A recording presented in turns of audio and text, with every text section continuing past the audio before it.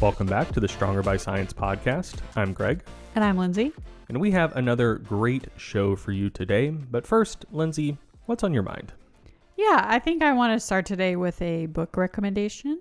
I read quite a bit, and I'm kind of hoping that if I give book recommendations on the podcast, maybe other people will give me book recommendations as well.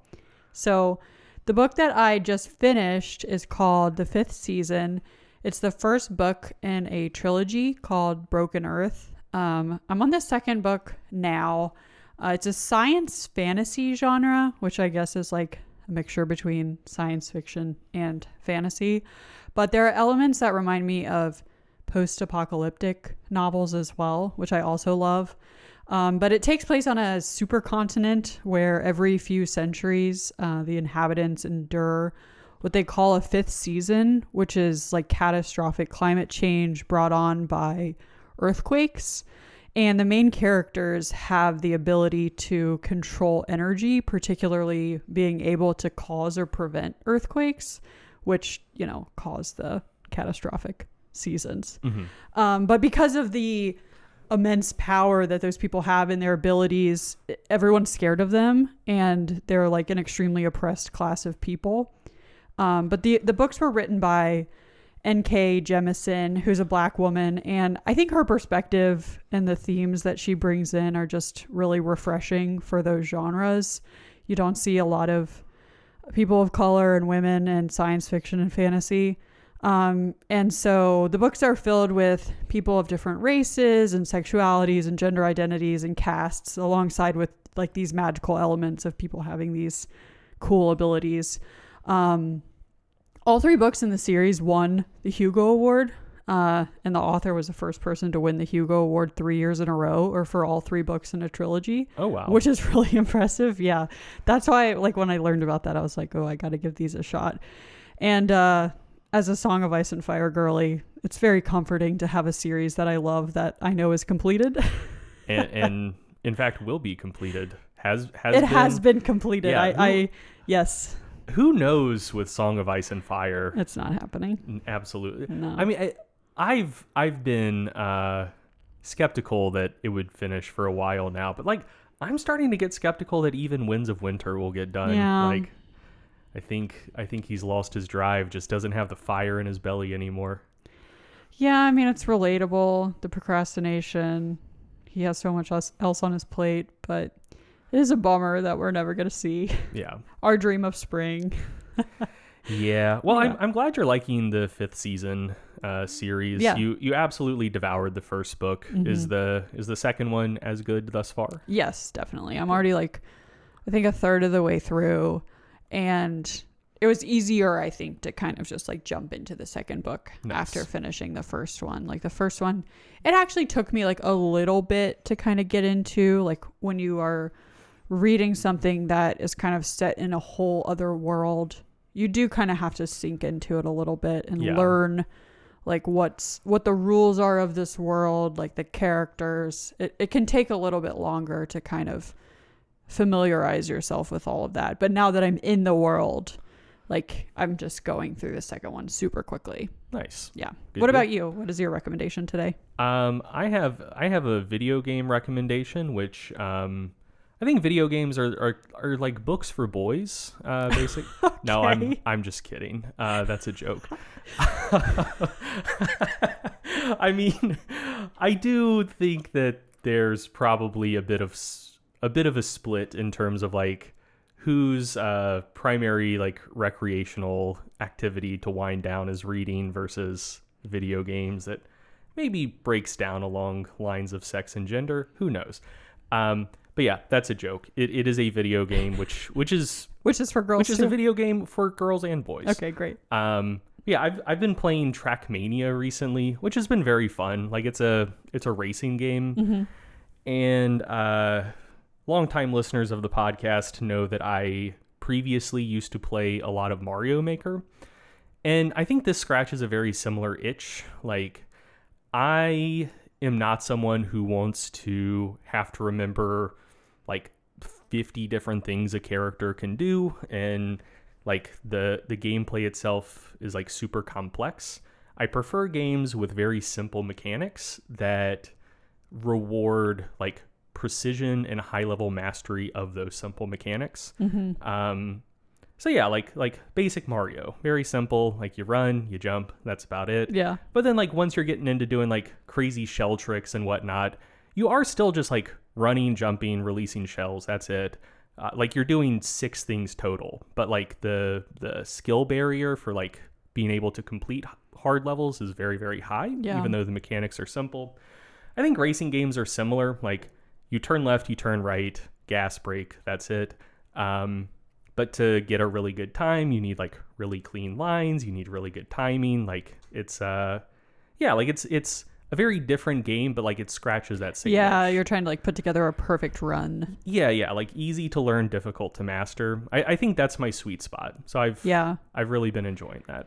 Is it similar to Mario Maker in that it has the user-made content as well? Yeah. So there's a lot more developer-made content than there was in Mario Maker. Yeah. Like there was like a story mode in Mario Maker that was very short and extremely easy.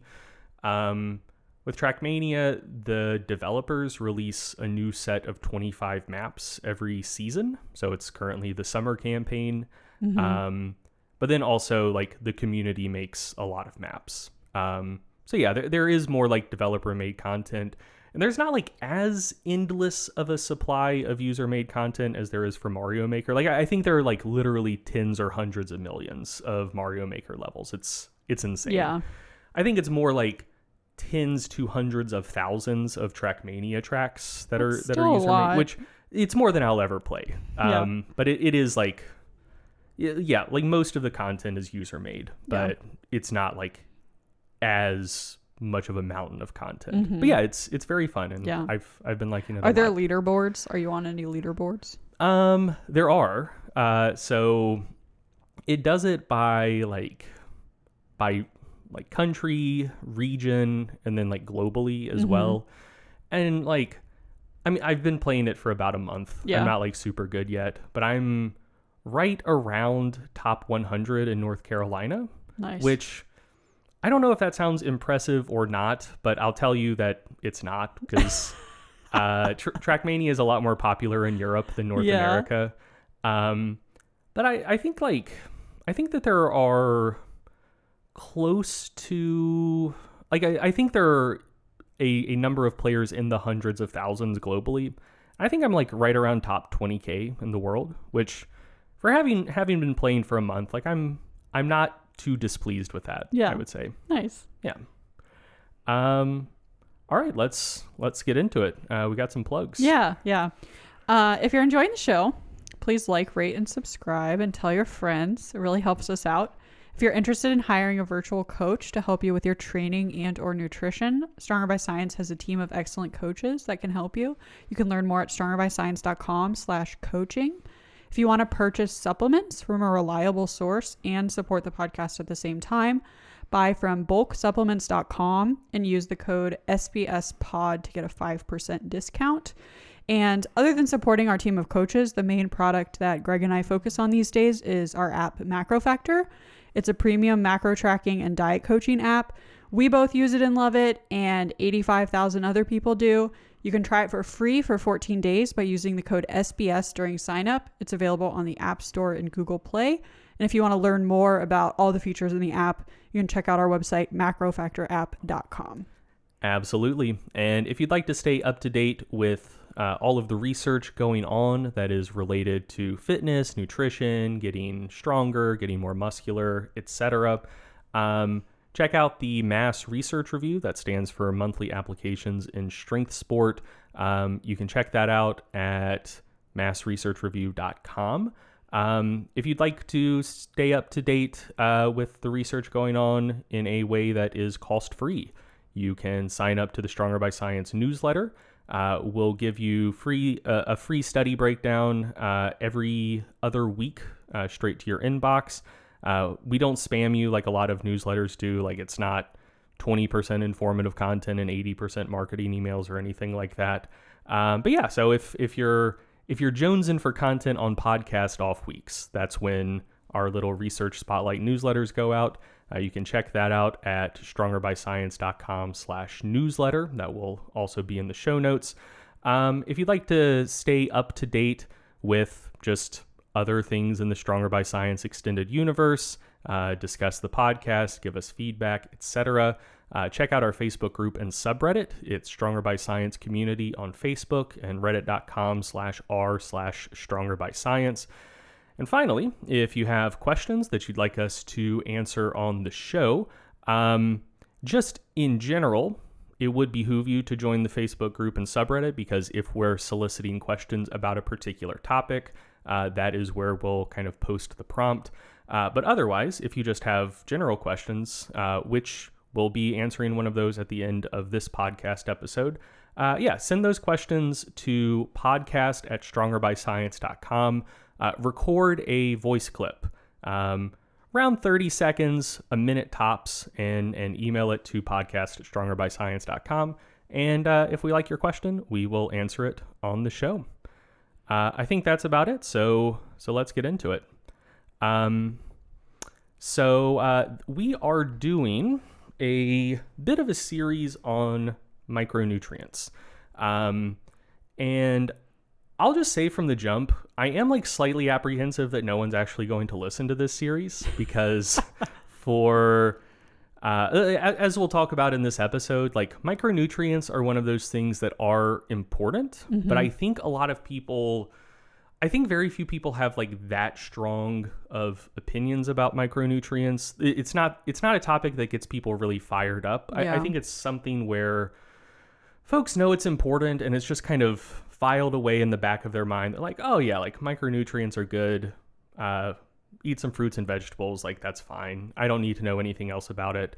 I don't know if this will be the biggest hit series in podcast in Stronger by Science podcast history, but I think there is a lot of surprisingly interesting and cool content on the topic that for the reasons I just discussed, I suspect a lot of people aren't aware of, because this just isn't a topic that gets that much attention. So before we get into it, just on a pure vibes level lens, if someone such as myself were to ask you, what are some of the things that come to mind just when you think about micronutrients? What are some of those things? Yeah, I think similar to you, like it wasn't something that I put a ton of thought into until recently. But if you would have asked me this, I don't know, a couple months ago, a year ago or something, like I would say, oh, it's the good stuff that's in fruits and vegetables, like a lot of plant-based foods will have like a lot of vitamins and minerals. Those are micronutrients. Those are good for you. Maybe like stuff in a multivitamin or something, like supplements you might take. I know that like an association I had was kind of like the people who obsessively track certain micronutrients, and that wasn't something that I ever did or like quite understood like why people were so interested in it. But I agree with you that like now that I've learned more about micronutrients, which we'll get into why that is in a second, I do think there's some really interesting stuff. There's some fun facts, and I think this series will be good. So if you're listening already, if we got over the hump of getting you to click on this, hopefully you'll enjoy it and you'll agree with us. Yeah, stick around. There's a lot of fun stuff coming down the pipe. Yeah. So Greg, why are you doing a series on micronutrients in the first place? Yeah, so two things. The first reason, I'll just be completely transparent about this. MacroFactor, our nutrition app, recently launched a full suite of micronutrient tracking features. And so in some way, talking about micronutrients on the podcast does like double a little bit as marketing content, but that's not the primary reason. So we launched those micronutrient features. So I had to read a lot about micronutrients and make a lot of micronutrient content for the MacroFactor website and the MacroFactor knowledge base. And I'll tell you guys a little secret about the podcast. I double up a lot. I've got a lot of stuff going on, and I don't have a ton of time to research stuff and write about stuff in one domain and then come up with completely separate content for the podcast. Like there just aren't enough hours in the day. Yeah. And since I put a lot of time and effort into learning more about micronutrients and making micronutrient content, that's what you're getting for the podcast, because I just don't have time to just make net new content that isn't going anywhere else. So yeah, just being transparent about that on the front end. But then second, and I think more importantly, is I do think micronutrients are pretty poorly understood by people who are into health and fitness. Yeah. There's just not that much content about them that's being put out. And the content that is put out is kind of boring. It often is, or like alarmist or fear-mongery. Or it feels like it's usually kind of in the realm of like superfood adjacent stuff. Like, and I'm just like, I don't know if I can trust this. Yeah, for sure. Yeah. But yeah, like there's a ton of content out there on like calories and macros, and micros are, like I said before, just kind of hand waved away. There will be a mention maybe of, oh yeah, like micronutrients are important, so eat your fruits and veggies sometimes, and that's about it. Yeah. But like you alluded to before, like there is like the content that does get put out is often kind of bad, either because it's like excessively focusing on nutrient deficiencies, or which, I mean, I'll just say up front, a lot of people listening to this, there's like a non-trivial chance that you do have like insufficient intake of some nutrient or another. Probably a very low chance that you actually have a true nutrient deficiency. Like that is a term that I think is very overused, which we'll talk about in part 2 of this series. Ooh, teaser. Yes, unintentional teaser.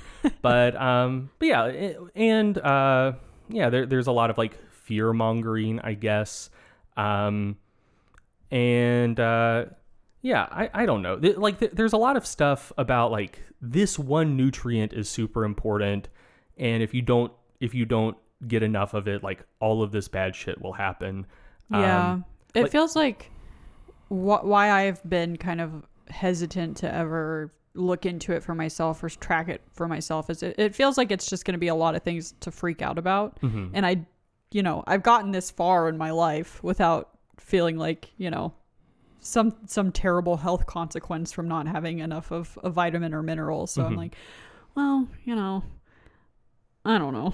Yeah, for sure. I mean, that's absolutely valid and understandable. There's also, I think, a lot of content of people like you said, like kind of superfood discourse. Yeah. Like people picking a single micronutrient and treating it as if it's a wonder drug.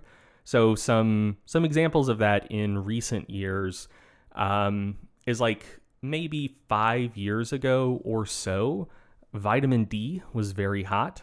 Like there were a lot of influencers saying like, everyone's deficient in vitamin D. You need to like mega dose vitamin D. That's going to prevent cancer, prevent osteoporosis, prevent all of these like autoimmune conditions, like blah, blah, blah, whatever. And it was mostly claims that were quite poorly supported, but people talking as if like vitamin D was a wonder drug. Yeah.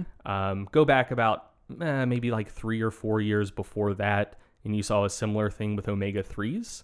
Like, oh, this is like so big for brain health, so big for heart health. Like no one's getting in enough omega-3s, and like if you do, it's going to turn you into a fucking ubermensch, basically.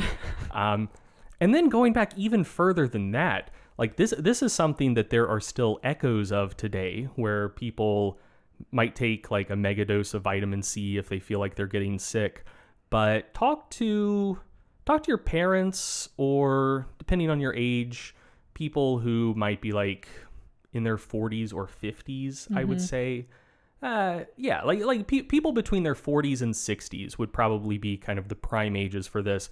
But vitamin C, like it used to be so hot back in the day, due to this guy named Linus Pauling, who was of the opinion that like like aging itself and most health problems were the result of excessive oxidative stress. And so if you took high doses of antioxidants in general and vitamin C specifically, that would be kind of like the elixir to good health, a long life, preventing a ton of diseases. And like most of those claims also didn't pan out. Yeah. But yeah, there has been through the years a lot of micronutrient content that is basically like that. Here's this one micronutrient. It's basically a wonder drug. And yeah, like most of that stuff just hasn't panned out. But that is, I think, a context a lot of people have in mind when they think about micronutrients.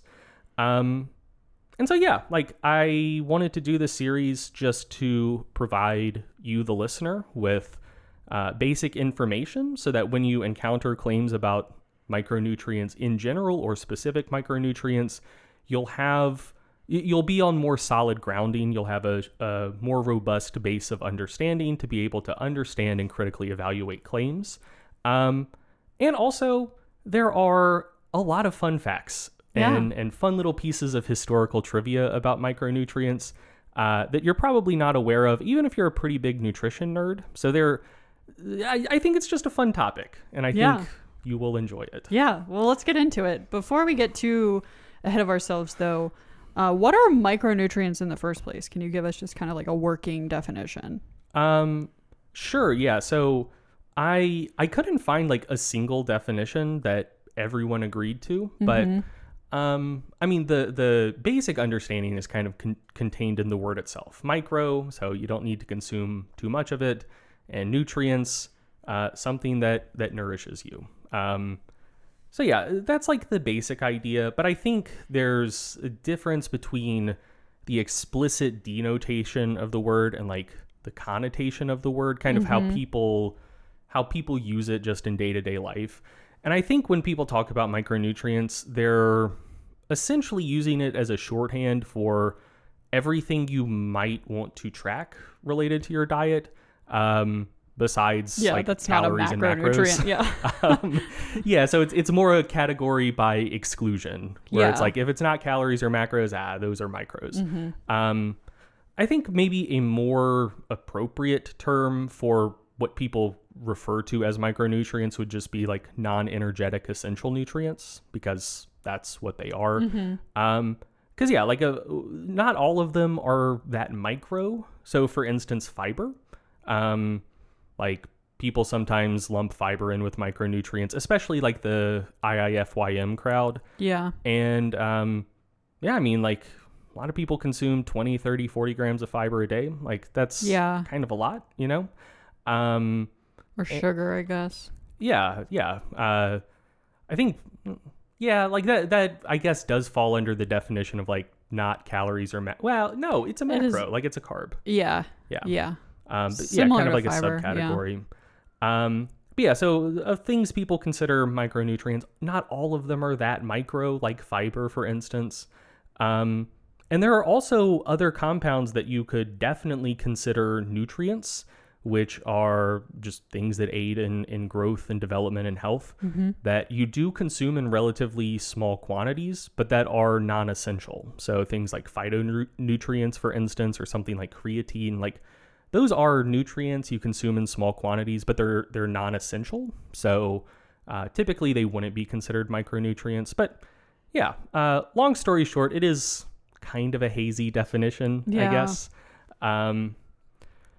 So I wanted to first address some basic information about micronutrients or non-energetic essential nutrients, and then dig into some questions and controversies with plenty of fun facts along the way.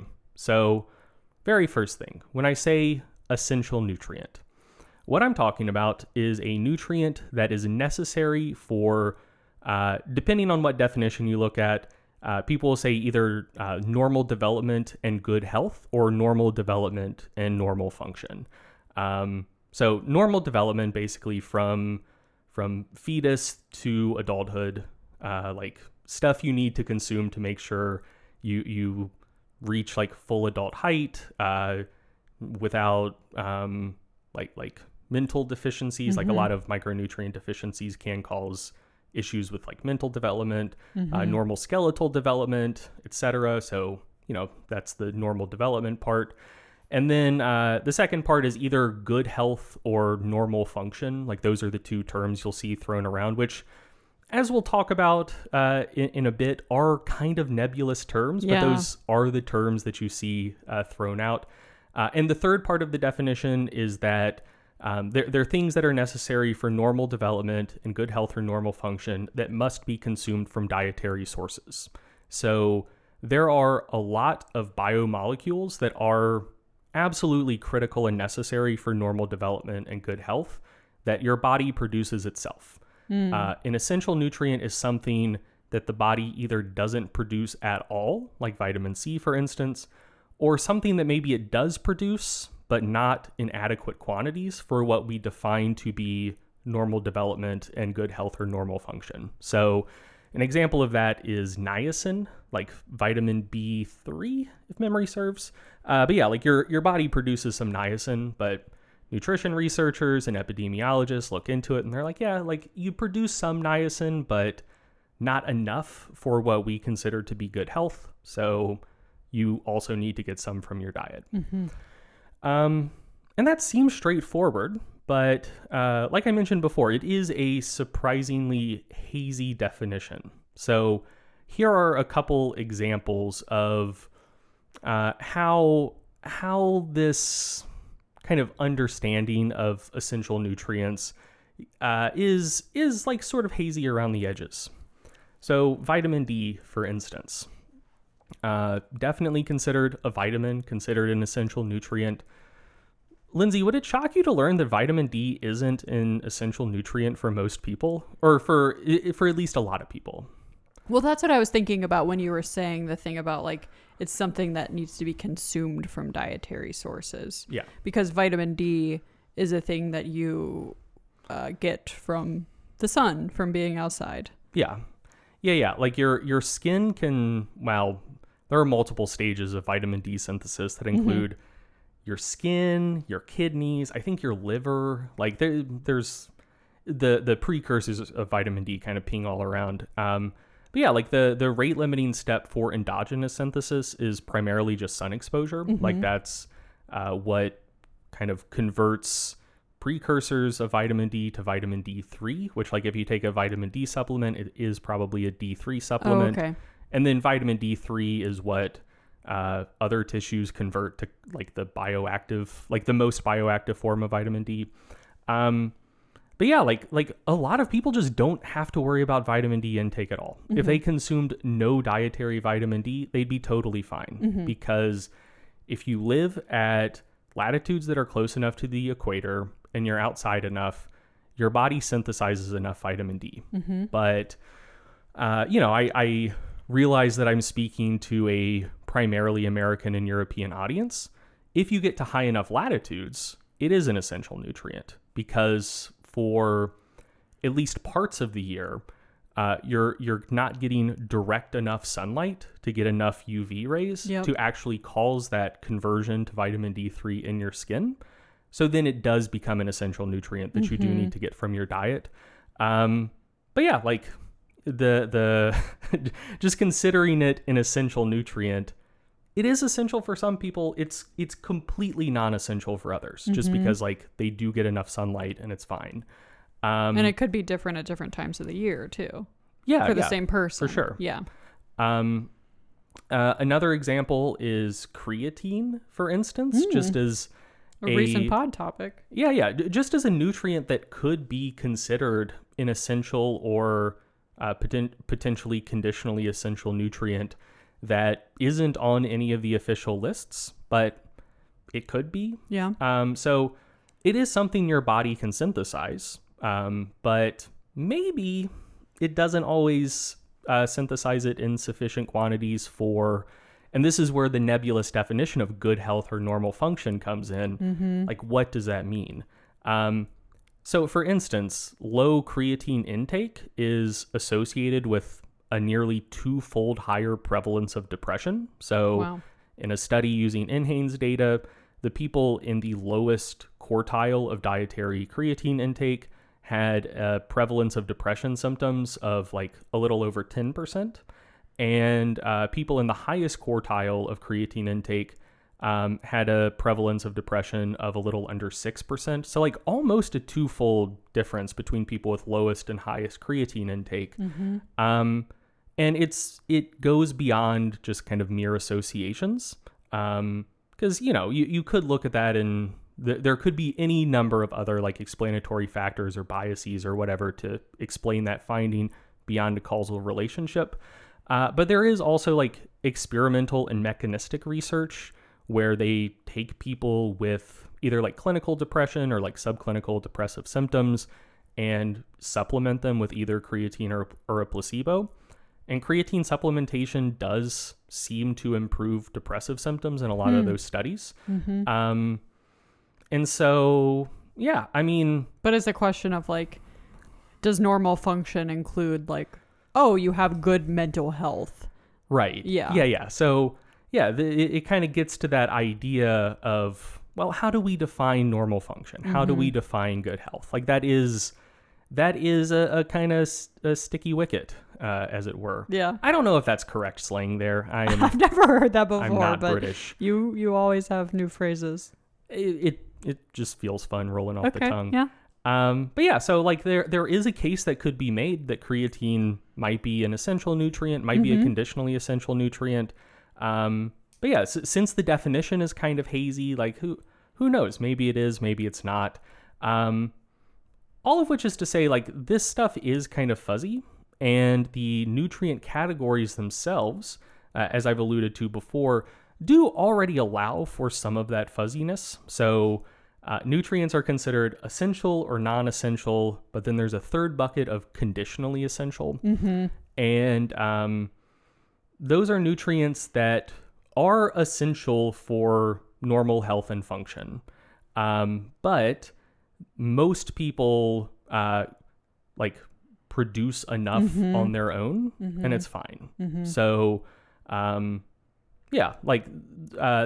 think probably the best example of that a lot of people listening to this podcast would be aware of is conditionally essential amino acids. Like there are essential amino acids, there are non-essential amino acids, and then the conditionally essential amino acids are amino acids that are essential, like you need them for good health and function, but they're considered conditionally essential as dietary nutrients because most people under most circumstances, if they don't consume enough from their diet, it's fine. They can just synthesize them from other amino acids.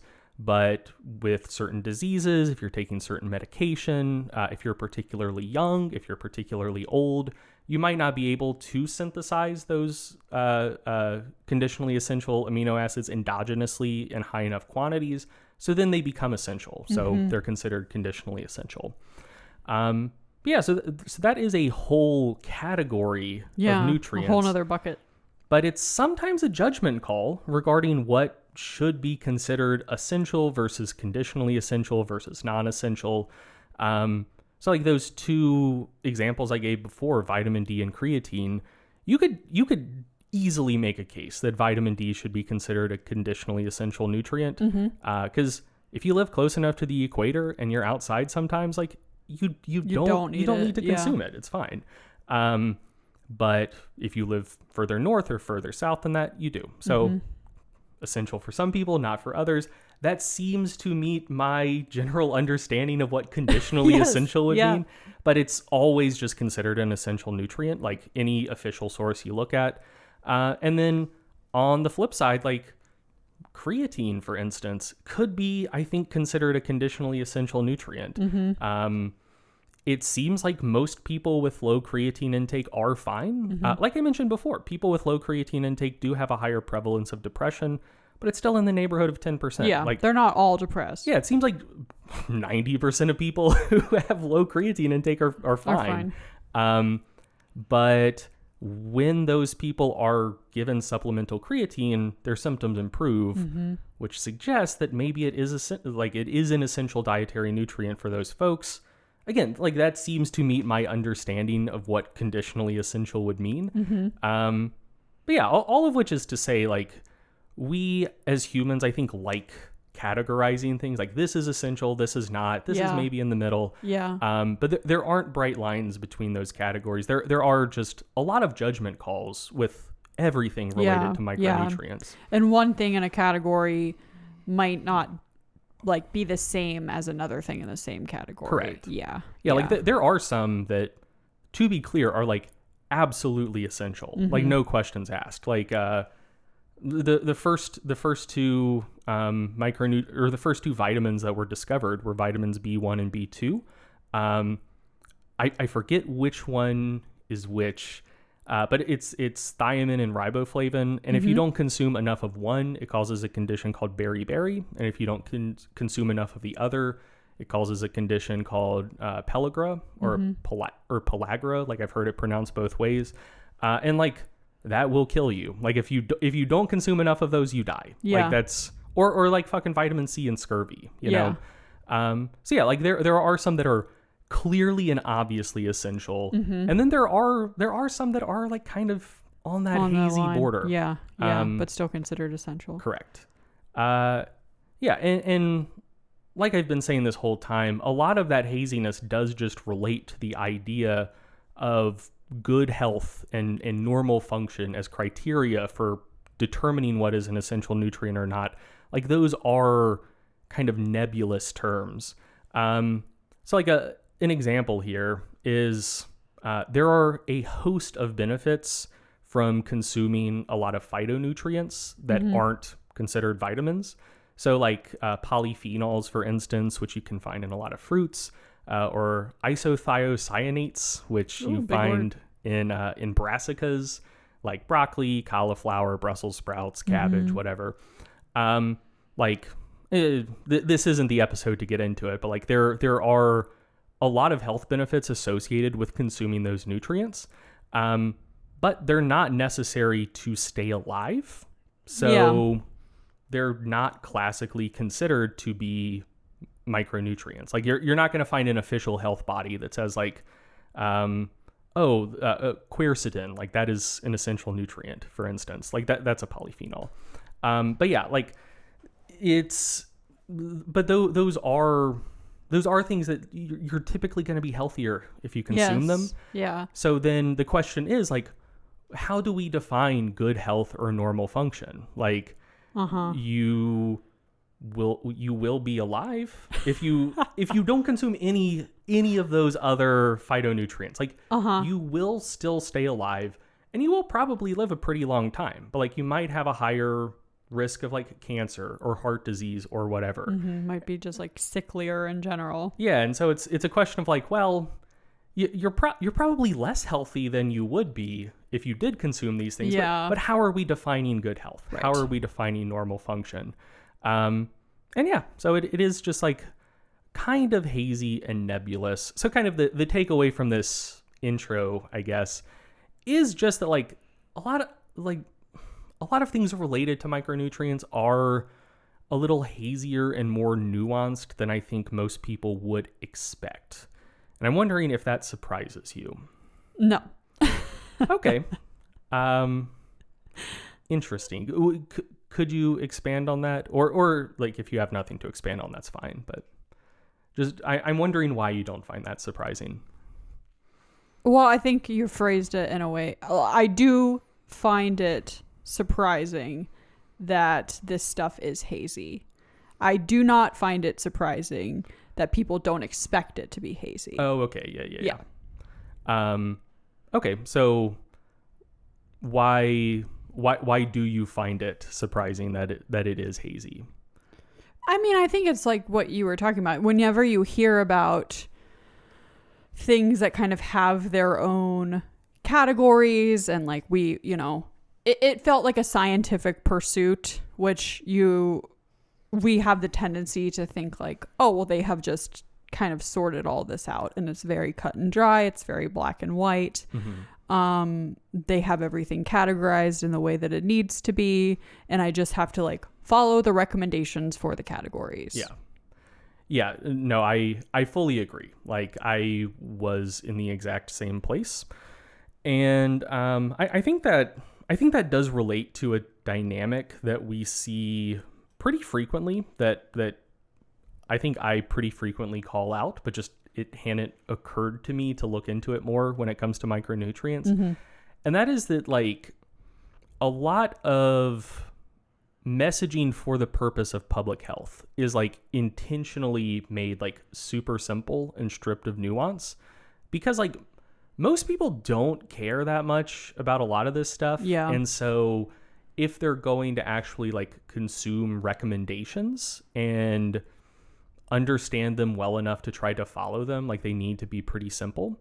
And like there is a difference between recommendations made by a public health body and the clarity of the research underpinning those recommendations. Right. Like a lot of times, and I think that this, I think this is something that makes people like go slightly insane when they learn it for the first time and just go in like really conspiratorial directions.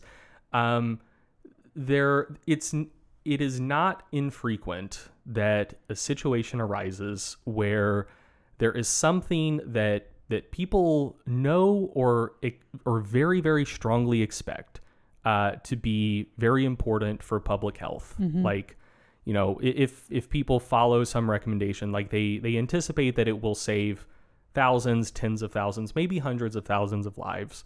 But the research underpinning the recommendations isn't like as strong and as clear as you would probably want or expect it to be. But you're put in a position where you're trying to make the best decisions and the best recommendations possible under considerable uncertainty.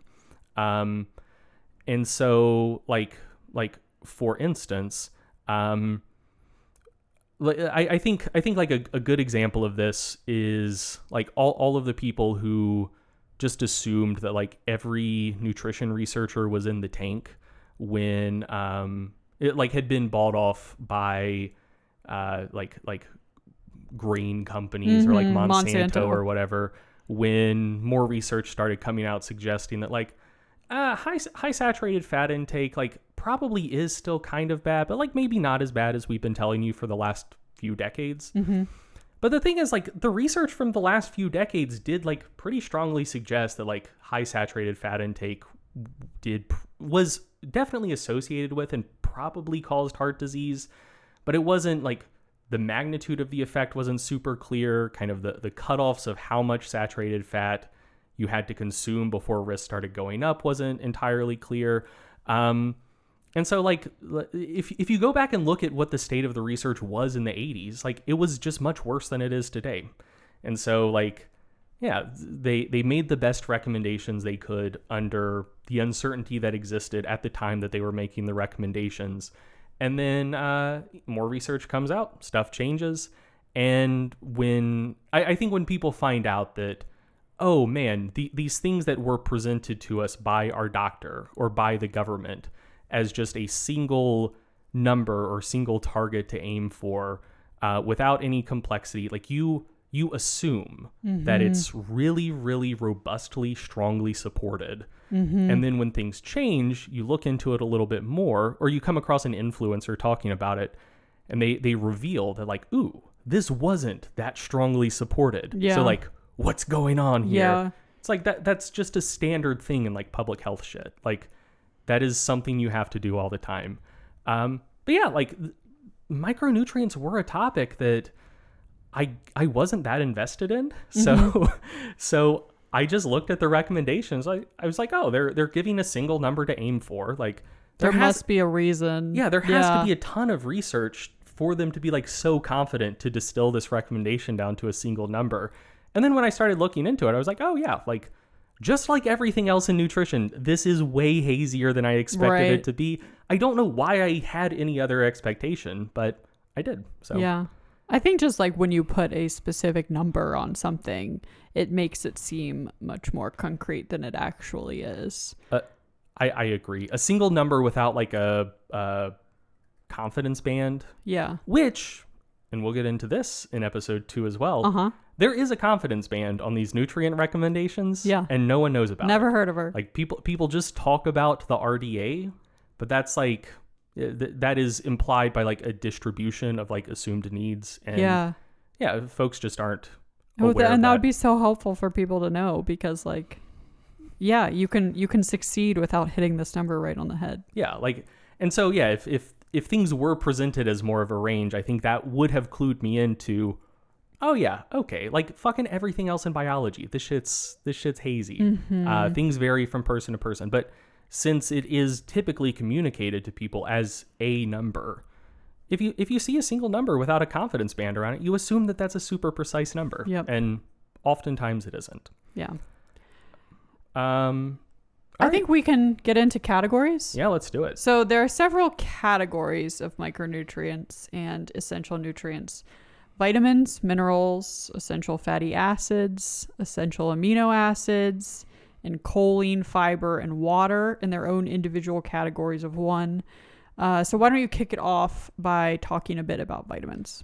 Sure thing. So vitamins are organic molecules, and as organic molecules, they're composed of the elements you would expect any organic compound to be composed of. So carbon, nitrogen, oxygen, hydrogen, and sometimes like other little things here and there, like vitamin B12 has some cobalt in it. But yeah, they're organic compounds. Yeah. It's something on a carbon backbone with just functional groups stuck to it.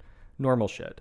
And you don't just find them floating around in nature. So at some point in the food chain, they had to be synthesized by some other living organism that either you consume directly or you consume the thing that consumed it. Vitamins, by and large, are made by plankton, bacteria, plants, or other animals that either we consume directly or we eat the things that ate them. Yes. And vitamins are subdivided into two broad categories. There are the water-soluble vitamins and the fat-soluble vitamins. Water-soluble vitamins, you have... I'm just going to give like the B vitamin numbers instead of the names, but you have B1, B2, B3, B5. Where's B4? Maybe we'll talk about that in a second. B7, B9, B12, and vitamin C. And all of them have two commonalities. One is that water-soluble vitamins are easily absorbed and easily excreted. So most of the time that, if a nutrient accumulates in your body, it's often because it's fat soluble. Like it is soluble in fat, so it can be kind of stored in fatty tissues. It just kind of finds a home there. Whereas water-soluble stuff, it's like coming in, coming out. Yeah, it can more easily go in and out of cells, can more easily be excreted because it's happy just chilling in your blood, and then can be filtered by your kidneys. And it's easily absorbed because you have a bunch of water in your mouth, you have a bunch of water in your stomach, you have a bunch of water in your intestines. Like it dissolves easily and then can be absorbed right away, easy peasy. So that's one commonality: easily absorbed, readily excreted. And so like as a result of that, you generally don't have to worry about overconsumption quite as much. Like there are issues that can arise from overconsuming water-soluble vitamins, but it's a bit harder to achieve those things without specifically like megadosing some particular vitamin. So like vitamin C, for instance, like you're not going to have an excess consumption of vitamin C from just like eating oranges or whatever. But if you take like a vitamin C supplement that megadoses it, maybe you could. And most of the time, the kind of resulting negative effects of over-consuming water-soluble vitamins are pretty mild and transitory. So like vitamin C is another good instance of this. If you overconsume vitamin C, like it causes a little bit of nausea, you might vomit, you might have diarrhea, and that vitamin C is out of your system within 24 hours. As long as you don't overconsume it the next day, like you're fine. Yeah. The exception, like the pretty major exception there is vitamin B6, which if you consume really, really high doses of vitamin B6, it can cause like neuropathies, like nerve problems that are persistent. Like you damage the nerves and they just kind of stay damaged. But yeah, for the most part, water-soluble vitamins, easily absorbed, readily excreted. Yeah. Typically not needing to be too concerned about over-consuming them. Is that just your body has an easier time kind of flushing them out when it needs to? Yeah, because they can't accumulate in fat tissue. Right. So that's one commonality. The second commonality is that all of them, the reason that they are considered essential nutrients is their function as either a coenzyme or cofactor. Do you know what those are, Linz? I wouldn't be able to give you a definition, I don't think, but my understanding is like it is something that is required for, like it helps something else to kind of like work in the way that it's supposed to, or be absorbed in the way that it's supposed to. That definitely puts you in the right direction. Okay. So like there are differences, like slight differences between coenzymes and cofactors, and it's not really worth getting into them too much. But essentially, a nutrient is a coenzyme or cofactor if like based on how it interacts with enzymes. So just kind of like biology 101, most of the chemical reactions going on in your body don't really happen spontaneously. Some of them do. Like, for instance, creatine in your body, some of it will spontaneously degrade to creatinine. But most of the chemical reactions in your body that are occurring at pretty high rates are facilitated by enzymes. So those are little proteins that it's like the lock and key concept that you may have learned in like high school biology, like a single protein or multiple proteins, or as we'll talk about in a second, different carbohydrates, like they link up with an enzyme, and whatever reaction that needs to take place, two things being joined together, two things being split apart, the enzyme is the thing that facilitates that occurring. And what a coenzyme or cofactor does is it basically facilitates that enzymatic process. So it could be the case that it's like absolutely critical, where you have the enzyme, you have the molecule that it's supposed to build or break, you have both of those things together, but if you don't have the coenzyme to bind onto the enzyme, no reaction occurs. Like, that's one kind. Another kind is like, it could be a regulatory thing, which like I don't think that's the case with the vitamins, but it could be that like, you know, maybe this particular enzyme can cause this reaction at a rate of 3 reactions per second, but you hook a cofactor coenzyme up to it, and now it can do it at 6 reactions per second. And then kind of the third way that this could work is it might be that like you need to carboxylate a particular protein in order for it to be able to do, like, don't worry what any of these words mean, but you might need to like carboxylate a particular protein to then facilitate another reaction, and you might have like a coenzyme that is the like carboxyl group donor, where it needs to be present with the enzyme and the thing it's going to react with, so that the enzyme can like take the carboxyl group from the coenzyme and hook it onto the other thing. So so it's not a thing in and of itself, but it is an essential ingredient for other things to be able to happen. Yeah. Okay. Like, I think that's a good way of looking at it. There are things that allow enzymes to do what they need to do. And enzymes doing what they need to do is critically important, because most of the reactions in your body are facilitated by enzymes. That is what the water-soluble vitamins do. Like, they are considered essential nutrients because there are like important things related to protein synthesis, metabolism, whatever, that need these coenzymes or cofactors to do what they need to do. And if you don't consume these vitamins in sufficient quantities, those critical reactions can't take place. And I think that sometimes comes as a surprise to people, like that what the water-soluble vitamins are coenzymes and cofactors. Because I think because those are vitamins you hear about all the time. Yeah. So it's like you do really think that they're doing something by themselves, like that they themselves are doing something special. For sure, yeah. Yeah. And I mean, of the water-soluble vitamins, the ones that people talk about the most by far are vitamin C and folate. and maybe like B12, like I would potentially toss that one in there. And no one talks about them as cofactors, really. It's just like, oh, like if you're pregnant, you need to take folate to, if memory serves, like help with neural development, like maybe help with the neural tube closing. I don't know. I'm not a embryology guy. Don't take that one to the bank. But yeah, it's something that's important for pregnant ladies. Yeah. Vitamin B12, I don't think people even think about what it does, but it's just like, oh, like my energy's low. I'm going to go to the doctor and get a B12 shot. Yeah. It will make me energetic for reasons that I have no idea how it works. And vitamin C, like people think about that as an antioxidant, primarily because of Linus Pauling, like I mentioned before. But yeah, like vitamin C is absolutely an antioxidant, and there are absolutely other functions that some of these water-soluble vitamins have, but they are considered essential due to their role as a coenzyme or a cofactor. And so like in vitamin C's case, like it is a strong indiscriminate antioxidant, but it's also a coenzyme for like some of the critical reactions in collagen synthesis. Okay. So if you don't consume enough vitamin C, like, oh yeah, like maybe general levels of oxidative stress will be a little bit higher, but you'll be much more concerned about the fact that you're getting scurvy.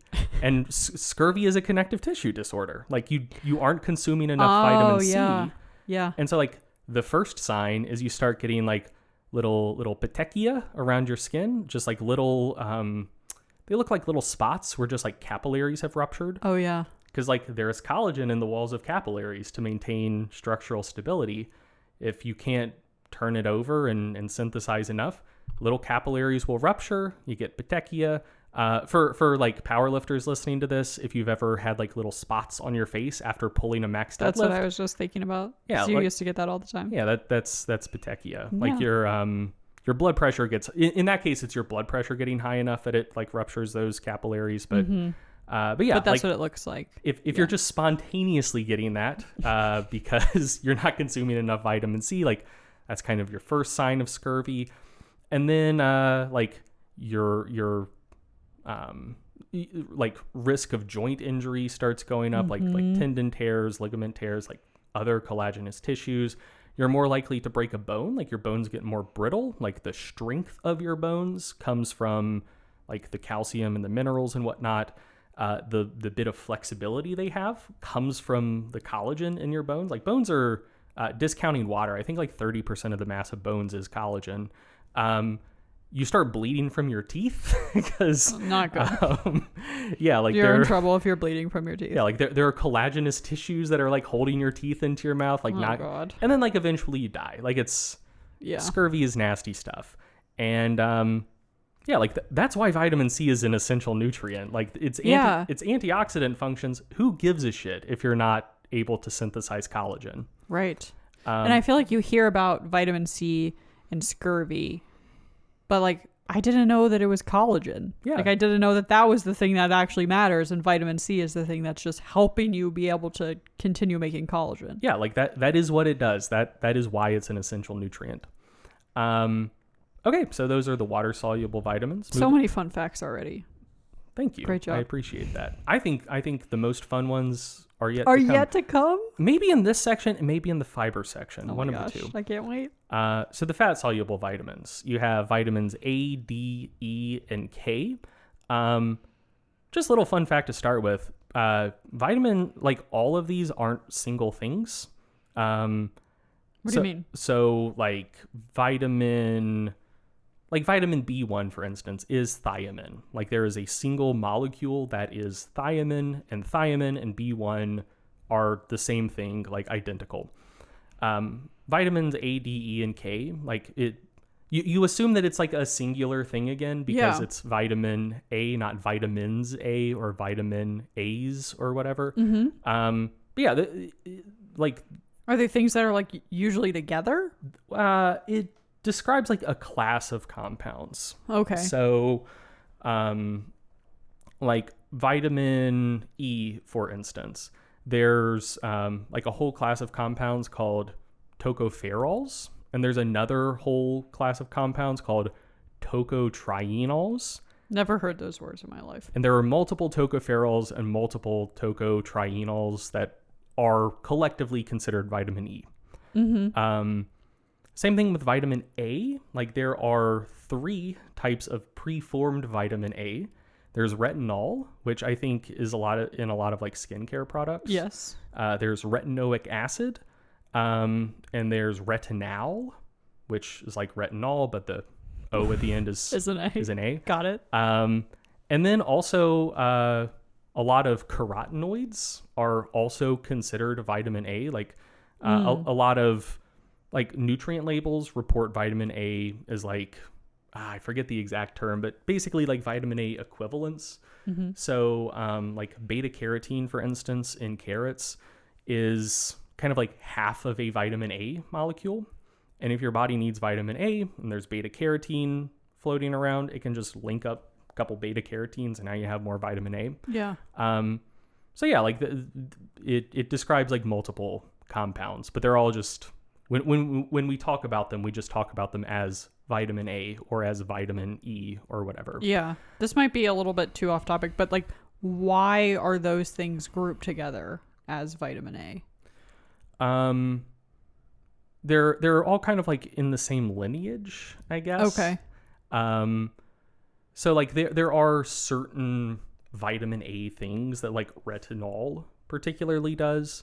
And there are like certain vitamin A things that like retinoic acid primarily does. I don't think retinal is used for quite as much stuff, but like, yeah, basically like some stuff use retinol, some stuff use retinoic acid. And like the carotenoids themselves are like antioxidants, but like for them to be, to do vitamin A stuff, like they're converted to retinol first. But yeah, like they come from kind of the same lineage and like you can interconvert between them. And so it's like you could say and a lot of it is just from a sense of practicality, because you could say you need like, I don't know the vitamin A RDA off the top of my head, but I think it's like 900 milligrams or micrograms, one of the two, whatever, it doesn't matter. But yeah, you could say like, oh, you need 200 grams of retinoic acid or milligrams and 700 milligrams of retinol, but like it wouldn't matter because like if you did just need more retinol, you could convert the retinoic acid to it and vice versa. So yeah, I mean that's why. Okay. And so yeah, like they all refer to classes of compounds instead of just like one specific thing. And really they don't have many commonalities beyond that. So they're typically a bit trickier to absorb because unlike things that are water soluble, they're fat soluble. And you have a lot of water in your mouth, stomach, and intestines. You don't have that much fat just floating around in them. So typically if you consume them and you want to absorb them well, it helps to consume fat soluble vitamins with a meal instead of on their own. Yep. Because like the fat in the meal will help quite a bit with absorption. And one general commonality that is not always the case is that your body can accumulate fat-soluble vitamins in your body's tissues. Like it can store them in fat and just kind of like release it over time or whatever. And so like, for instance, if you consume a bunch of vitamin C, like most of it's going to be out of your system in a day or two. With vitamin D, for instance, for people with really, really low blood vitamin D levels, sometimes doctors will prescribe very intermittent mega doses of vitamin D just to get their vitamin D levels on track, which might be like 50,000 IUs once a month or like once every 2 months or something like that, because it's fat soluble. So if you give someone a shitload of vitamin D, like a ton, their vitamin D levels can still be elevated a month later. But that's not the case for all of them. Like vitamin K, for instance, doesn't accumulate in the body. Like it's fat soluble, but like like vitamin K behaves a lot like a water soluble vitamin. Like it's pretty easy to absorb. It doesn't bioaccumulate in the body, and it is also like a coenzyme. Helps with like the reason I pulled carboxylation a second ago is like it helps with carboxylation of like a particular step that's related to like both bone formation and blood coagulation. But yeah, like it is fat soluble, but it behaves a lot like a water soluble vitamin, Whereas like vitamin D is just, it's a steroid hormone. Like it's its own thing. Like it's built on the same cholesterol backbone that like estrogen or testosterone or cortisol or whatever else would be. It works like a steroid hormone. Like it diffuses into a cell, binds to a vitamin D receptor that translocates to the nucleus. It affects gene expression. And unlike, vitamin K or water-soluble vitamins that do one thing, like it's again, like some of the water-soluble vitamins also antioxidants, but like essential because it does one thing. Vitamin D does a shitload of stuff because it's a steroid hormone. Like it directly affects gene expression in like most cell lines. So like the fat-soluble vitamins are the Wild West. Like there are 4 of them, but beyond the fact they're fat-soluble, it's hard to pick out a ton of commonalities between them beyond that. Mm-hmm. So yeah, that just kind of gets your feet wet with vitamins, but I have some fun facts about vitamins. Okay. Do you want to hear them? Yeah. Okay, so first thing, have you ever wondered where the term vitamin comes from? Or did that just kind of go down smooth and it's like, I don't need to know the etymology of that. I don't care why they're called vitamins. Yeah, more that one. Yeah. Okay, yeah, that's totally fair. I'm a weird little freak when it comes to etymology. Like I love knowing where words come from. Mm-hmm. But vitamins, their name is a mashup and also now kind of a misnomer. So they were originally called vitamins, and that coin was termed by Dr. Casimir Funk, who's kind of like the father of vitamins.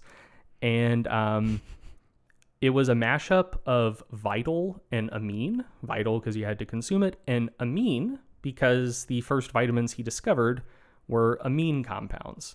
Like we talk about like amino acids, they're like it's a particular like nitrogen containing functional group that like determines if something's an amine or not. So yeah, like the first vitamins he found were amines that needed to be consumed to prevent diseases, beriberi and pellagra. And so he was like, they're amines, they're vital, you have to consume them. Vitamine, like just fun little mashup. Yeah. So now, like these days, plenty of the compounds that are vitamins aren't amine compounds. Right. Like I mentioned vitamin D, like it's a steroid hormone, like it's not an amine.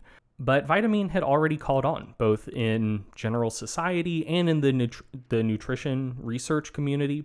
So scientists just dropped the E from the end, and they're like, they're not amines, but we like this word, its own so word now. Yeah, we'll just call it vitamins. I guess that's easier to pronounce anyways. It is. So that's where the term vitamin comes from, which I think is fun. Second, when I was putting together the micronutrient content, I know you asked me this question, like these names are crazy. Like where did it come from? Like it's not just concurrent. So with the letters themselves, you have A, B, C, D, E, and then it jumps to K. Why does it jump to K? And for the B vitamins, we have 1, 2, 3, 5, 6, 9, 12. Like where's 4? Where's 8? So the story behind those things is relatively simple, but I also think kind of interesting. Mm-hmm. First is vitamin K. Like why is it a straggler? Why isn't it vitamin F? And it's because it was discovered by a Danish scientist called Henrik Dam, who published his results in a German language journal, biochemistry journal. And vitamin K helps with blood coagulation. It also helps with bone formation, but what Henrik Dam discovered was that it was like a coenzyme for like one of the steps in blood coagulation, and that's why one of the reasons it's essential. And coagulate in English is spelled with a C, but in both Danish and German, it's spelled with a K. And so vitamin K was originally called coagulations vitamin, and it was eventually just shortened to vitamin K. And it just kind of stuck. Like people talked about it as vitamin K for long enough that when folks kind of realized like, oh man, we're just going through the alphabet otherwise, and it just jumps from E to K. They're just like, well, whatever. It's been K for long enough. We're sticking with K. And also, as we'll get into in a second with the B vitamins, people initially thought that there would be a lot more vitamins than there turned out to be. So I don't know if this is the case, but it wouldn't surprise me if folks were like, we've got vitamin A, we've got some B's, we got C, we got D. Like we'll get to K eventually, so like we can just stick with this as vitamin K, and like we'll fill in the other ones. I don't know if that's the case, but like it wouldn't surprise me. Right. And yeah, like just as another kind of fun fact there, like this is a random K in something related to science due to Germany.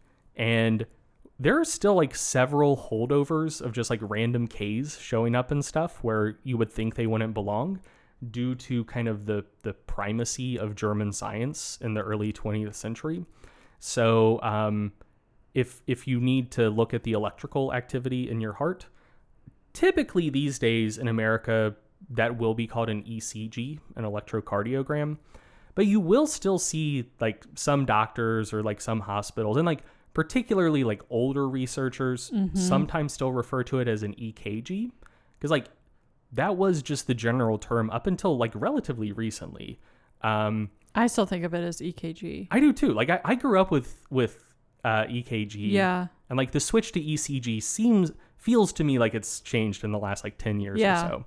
But yeah, like it's the same thing. Like the EKG was invented in Germany, and in Germany, electrocardiogram, like the cardio is spelled with a K, which is why it's an EKG. Yeah, so that is where vitamin K comes from and why it jumps from E to K. And then the missing B vitamins, like where is vitamin B4? Where is vitamin B8 or whatever? They used to be there. There used to be vitamin B1, 2, 3, 4, 5, 6, 7, 8, 9, 10, 11, 12. Up to 16 was pretty solid. And then there were sort of borderline pitches of people trying to pitch up to vitamin B20. And then some that had like letter subscripts where it's just like, gosh, this is vitamin BZ, this is vitamin BK, whatever. But yeah, like people were trying to toss a ton of B vitamins out there, and up to B16 were the ones that were considered solid enough that they were kind of like formally given those numbers. Yeah, like, so the background for that is that after Casimir Funk discovered the first vitamins in 1912, all of the rest of the vitamins that we have were discovered in the next 35 years. Damn. So there was a big push, like in the early 20th century, to discover new vitamins because there was a lot of excitement about vitamins potentially curing diseases. Like maybe close to all diseases, depending who you talk to. Yeah. So I lied before. I said B1 and B2 before, but it was B1 and B3. Niacin B3 deficiency causes pellagra. B1 deficiency causes beriberi. And like those were the first two he found. Like there were two discrete understood disease states where they were caused by not consuming enough of this particular nutrient. If they consumed more of the nutrient, it stopped the disease. So boom, like vitamin, it's these little things that like you don't consume them, you get disease, you consume them, it cures disease. And then that would be exciting. And then more early research started coming out. Like people had known since I think the 1700s that consuming citrus prevented scurvy. Right. But and the pirates. Do what? Pirates on ships. Yes. That's what I associate it with. You scurvy dog. Yeah. But yeah, so they had known that consuming citrus fruits prevented scurvy, but the actual compound that prevented scurvy was discovered in this era, that being vitamin C. So, that's another disease state that people were very well aware of at the time. And they already knew how to treat it, but it's like, oh, this is caused by not consuming this one nutrient. Consuming this one nutrient prevents or cures it. Vitamin D was discovered around this time, and it prevented or cured rickets, which like we don't think about rickets that much anymore. Mostly because people found out about vitamin D, and like now they make sure that little kids get vitamin D. But vitamin D is a condition of bone malformation, and like rickets. Rickets, is a condition of bone malformation. because like if you're not consuming enough vitamin D, like you can't absorb calcium sufficiently and like incorporate it into bone. And rickets used to be really common, like especially in Europe, and probably even more people had like subclinical rickets. Like back in the day, people were very, very tiny. Like remember when we went to Ireland and went to that castle and they had the suit of armor of the Lord of the Castle, and it looked like a Halloween costume for a 7-year-old. Yeah. Like, crazy. Like, all the door frames, very short. Yeah, people used to be so tiny. Yeah. Which, like, part of that was probably just low total energy intake, like general malnutrition. Yes. But, like, specifically, like, low vitamin D intake, and you're in Europe. You're at high enough latitudes that you're not getting much direct sunlight. So people just wound up shorter, and if they really, really had low vitamin D intake, like maybe they weren't eating enough eggs or like drinking enough milk, like those were the two things in their diet that had some vitamin D in it. They would get full-blown rickets, which is like really serious bone malformation. You wind up very stunted, generally bow-legged, like a lot of orthopedic issues throughout your generally quite short life. And that used to be so common. And then we discovered vitamin D and found that, hey, you consume this stuff, you don't get rickets. That was fucking huge. And so you can understand at this time why they were so hype about this and why they were like, oh my God, this is incredible. Like we're seeing all of these diseases that are around us all the time, that we understand to be like pervasive. We had no idea how to prevent it before. And it turns out they're just these little guys in food that when you eat them, you don't get these diseases. And we're discovering a lot of instances of that. So it generated this idea that it might be that most non-communicable diseases are just the result of vitamin deficiencies. And like now we look back at that and we're like, that's crazy. That's super reductive. But like for the time period, you can see why they would think that, you know? That makes sense. And so there was so much enthusiasm about this line of research. Yeah. Everyone wanted to discover new vitamins because like they're like, dude, like we don't want people dying of like all of this weird shit that people died of in Europe in like the early 20th century. So there was just kind of a gold rush of people trying to discover new vitamins, and basically just people got out over their skis a little bit. So there were things that either they thought were essential based on some research that maybe was done poorly or misinterpreted that turned out to be non-essential, or they would find something that is like definitely a critically essential molecule that you can consume from your diet, but then further research found that like, oh no, like your body does produce that in sufficient quantity, so like it wouldn't be a vitamin, it wouldn't be an essential nutrient because you do endogenously synthesize enough of it. And so just over time, there were a lot of things that were initially considered vitamins, particularly B vitamins, in this initial rush of like just delirious excitement about vitamin research, that better, more sober research over time just kind of pruned the list back a little bit at a time, and they just never reordered it. Like the wind was out of their sails. Yeah, I think that's the big miss. Like once you realize that like vitamin B4 isn't a vitamin, which we'll get to this in a second. It kind of is again. Vitamin B4 was choline. They considered it a B vitamin, and then they said, oh no, like your liver endogenously synthesizes it. It's not essential. We're going to prune this along with the rest of them. And then like in the 80s and 90s, they started doing more research and realized like, oh, you do endogenously synthesize it, but like you probably do need to consume some from your diet for good like liver health in particular. So like as of 1998, it's considered an essential nutrient again, but it's not. They didn't give it B4 status back. Like they gave it another name. It's just its own thing now. All right. But yeah, so like there did used to be like B4, B7, B8, whatever. And yeah, they just didn't reorder them. So kind of lazy. I think they should have. But yeah, that is why it skips from E to K and why there are missing numbers in the B vitamins. So I think that does lend itself to two just kind of like brief little discussion topics. Okay.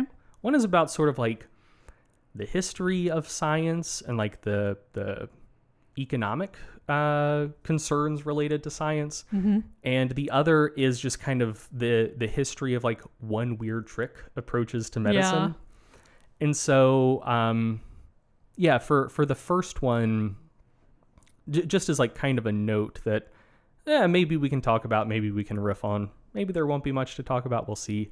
But like with the vitamin K and like that being a holdover from Germany thing, I think a lot of people don't stop to consider that like it is kind of hard to disentangle science and economics, especially like basic sciences, like trying to discover new nutrients, like kind of bench work. So like most of the things that have German names that stick around to the modern day, like vitamin K or like EKG, like things like that, a lot of them were discovered or developed before World War II. Because basically before World War II, Germany was like the economic powerhouse of Europe. And like it's getting back to that status again, but like from kind of like the early to like basically in like the post-Napoleonic period, like Prussia and the area of Europe that became Germany was just like crushing it. Like it was the industrial center of Europe. And science is expensive. Like a lot of this shit is not cheap. Yeah. And like these days, America is the home of like a extremely disproportionate amount of scientific breakthroughs. Right.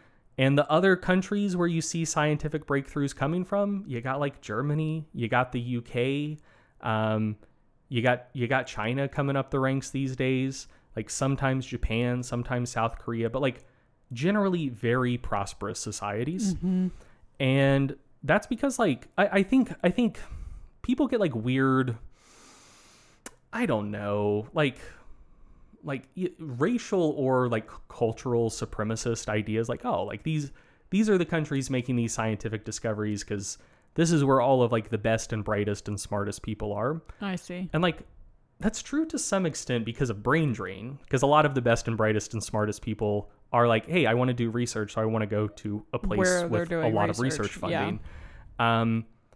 But by and large, it's just a question of like what countries have excess money to dump into research.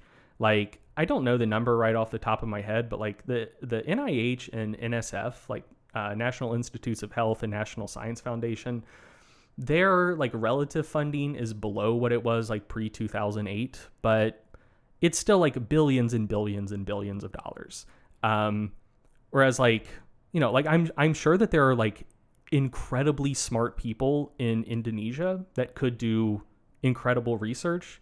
But like if the Indonesian government just had like a spare $50 billion laying around, like they'd probably invest it in like building schools and hospitals. Right. You know? So yeah, like pre-World War II, like Germany was destroyed in World War II. Like between the Americans and the Soviets, like we firebombed it back to the Middle Ages. The Soviets, coming from the East, also like fucked a lot of shit up. So like it took them a while to rebuild, but before that, like they were fucking rich. And so like a lot of science came from Germany, like pre-World War II. And like these days, a lot of it comes from the US. And, you know, it rather than that being the result of just like, oh, this is where like all of the best and smartest people are, it is just more an economic thing. Like, oh, that's where all of the money used to be to just like dump into science. And now all of the money or like a shitload of money to dump into science is like here or in China. And like, yeah, so that's when people think about like the geographic distribution of like epicenters of science and where like breakthroughs are happening, I don't think they think about that. Yeah. But, and I wonder how that affects obviously like nutrition research, so stuff like this, where you're trying to figure out nutrients that are essential for humans on kind of like a broad span, like all humans this is essential for. And like we were talking about with like vitamin D, it's going to depend where you live and how close you are to the equator. So if you are having a lot of your research done in these specific epicenters that do not represent entire continents. Mm-hmm. What does that mean for these recommendations that they're giving in terms of like what is actually essential when you're not representing like huge swaths of humanity? Yeah, I think that's a good point. And honestly, I don't know if we have the research to know whether that's a problem or not. Mm-hmm. It's like a good example is like in psychology research. They've had a reckoning in the last decade or so when it came to a lot of stuff related to like behavior and like personality types and stuff that was previously presented as like, oh, these are just universal facets of the human condition. They realized like, oh, wait, like most of our research just comes from like affluent college students at like the 10 top universities. Yeah. That were like disproportionately white, disproportionately affluent, Mm-hmm. disproportionately well educated. And so there's a term, well, there's an acronym WEIRD, like most psychology research subjects historically have been WEIRD, which stands for people who are white, educated, from industrialized countries. And I don't remember what the R and D stand for. But yeah, like, Yeah. and that's something that in that field has been recognized as a potential problem, potential blind spot. We need to redo a lot of this research with different people from different parts of the world, different cultures, different socioeconomic backgrounds, to see if some of this stuff is as solid and is as universal as was previously believed. Yeah. With nutrition research, I do think that the example you brought up of vitamin D is a good one. Like I think that like if the hub of nutrition research globally was like Nigeria, I think like vitamin D would be considered a conditionally essential nutrient instead of essential. Because yeah, like for most of the people doing research on vitamins, like yeah, it's fucking folks at like Harvard or like in the UK and whatnot. Like yeah, in like Massachusetts or London, like vitamin D is absolutely an essential nutrient because for a large part of the year they're not getting enough direct sunlight for your skin to synthesize it. But yeah, if the research was centered somewhere closer to the equator, I do suspect it would probably be considered conditionally essential instead. I'm not sure though I'm not sure the extent to which like nutrient needs differ from person to person. Yeah. Like, I mean, like there is research on that, like as we'll talk about in episode 2, kind of the range, like the understood range of like vitamin or mineral or essential nutrient needs. Like it is understood that there's quite a bit of variance from person to person, but like a lot of that research is still based on American or Northern European populations. And I do think it's not inconceivable that people who live in different parts of the world who have maybe had like have descended from people who for tens of thousands of years have had very different dietary patterns. Exactly. There very well could have been like some genetic selection to select for people who like, I don't know, maybe like your ancestors going back 5,000 years just like didn't consume much like soybeans or like the specific foods that are like rich in choline. It very well could be that for you choline is not an essential nutrient because like your people just produce enough choline in their liver that it's fine, whereas maybe people who, you know, for the last few thousand years have been consuming more like choline rich foods, maybe there just hasn't been as much like selection pressure for like high levels of endogenous choline. So, like I think that that's a possibility. I think that would be like I'm not confident that is a dynamic that would exist. I don't think there's enough research to know if it is. Right. And if it does, I would anticipate that it would primarily be relevant for nutrients that are in kind of that hazy borderland between essential or conditionally essential, like, you know, maybe creatine, maybe definitely vitamin D, maybe choline, maybe niacin, like some of those, but like stuff like riboflavin or like folic acid, like a lot of that stuff universal. Is like definitely essential. Yeah. But yeah, so that's the first thing. Just it is difficult to disentangle science and economics generally, and a lot of what we perceive to be as like cultural advantages in science is just like, oh, this is the rich country. Like it has billions of dollars to dump into research. The second thing, like I mentioned, is like early vitamin research and vitamin history does speak to the history of like one weird trick approaches or beliefs about medicine. That's basically the idea that like there is something or like a small number of things where like if we get this right, we can prevent most diseases, cure most diseases, like everything's good. And so like I think we look back and kind of scoff at folks in the, I don't know, 16th, 17th, 18th centuries who believed in balancing the humors to prevent diseases. Like, you're too phlegmatic. Like that's why whatever is happening. But both the idea of like bloodletting to like cure disease, but also just the general idea, like how simple were these people that they thought that like this one method of like balancing the humors could fix everything from like a toothache to impotence or whatever. Yeah. But like, I don't think we've gotten too far past that.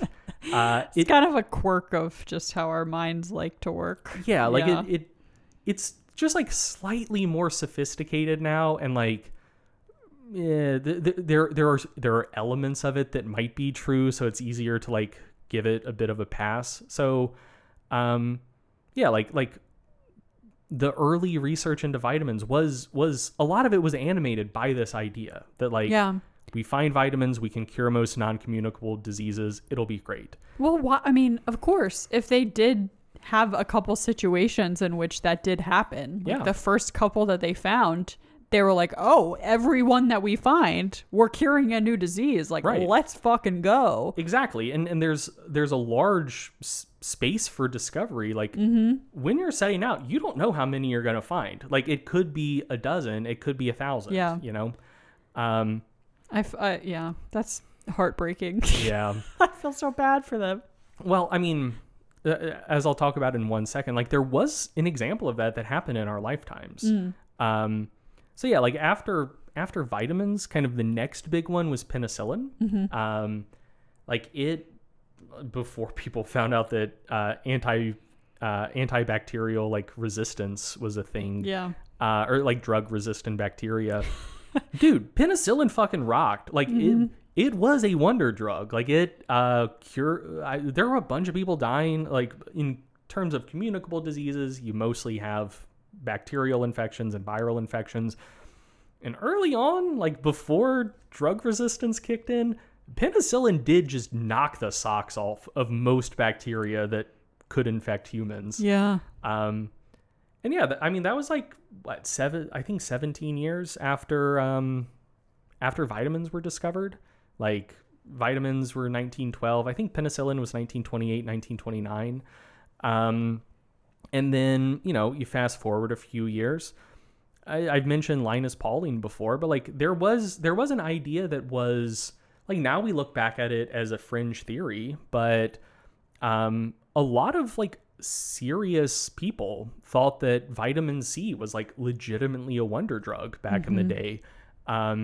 They didn't understand like all of the nuances, or hardly any of the nuances of like redox biochemistry and why just like indiscriminately throwing a ton of antioxidants into your body isn't actually a good thing, won't actually do all of the things that you think it will do. But yeah, like people did used to think that like most kind of like what we now think of as like serious diseases, like back in the day, it was a lot of like communicable diseases, and a lot of the non-communicable diseases like rickets or pellagra or beriberi were like nutrient deficiencies.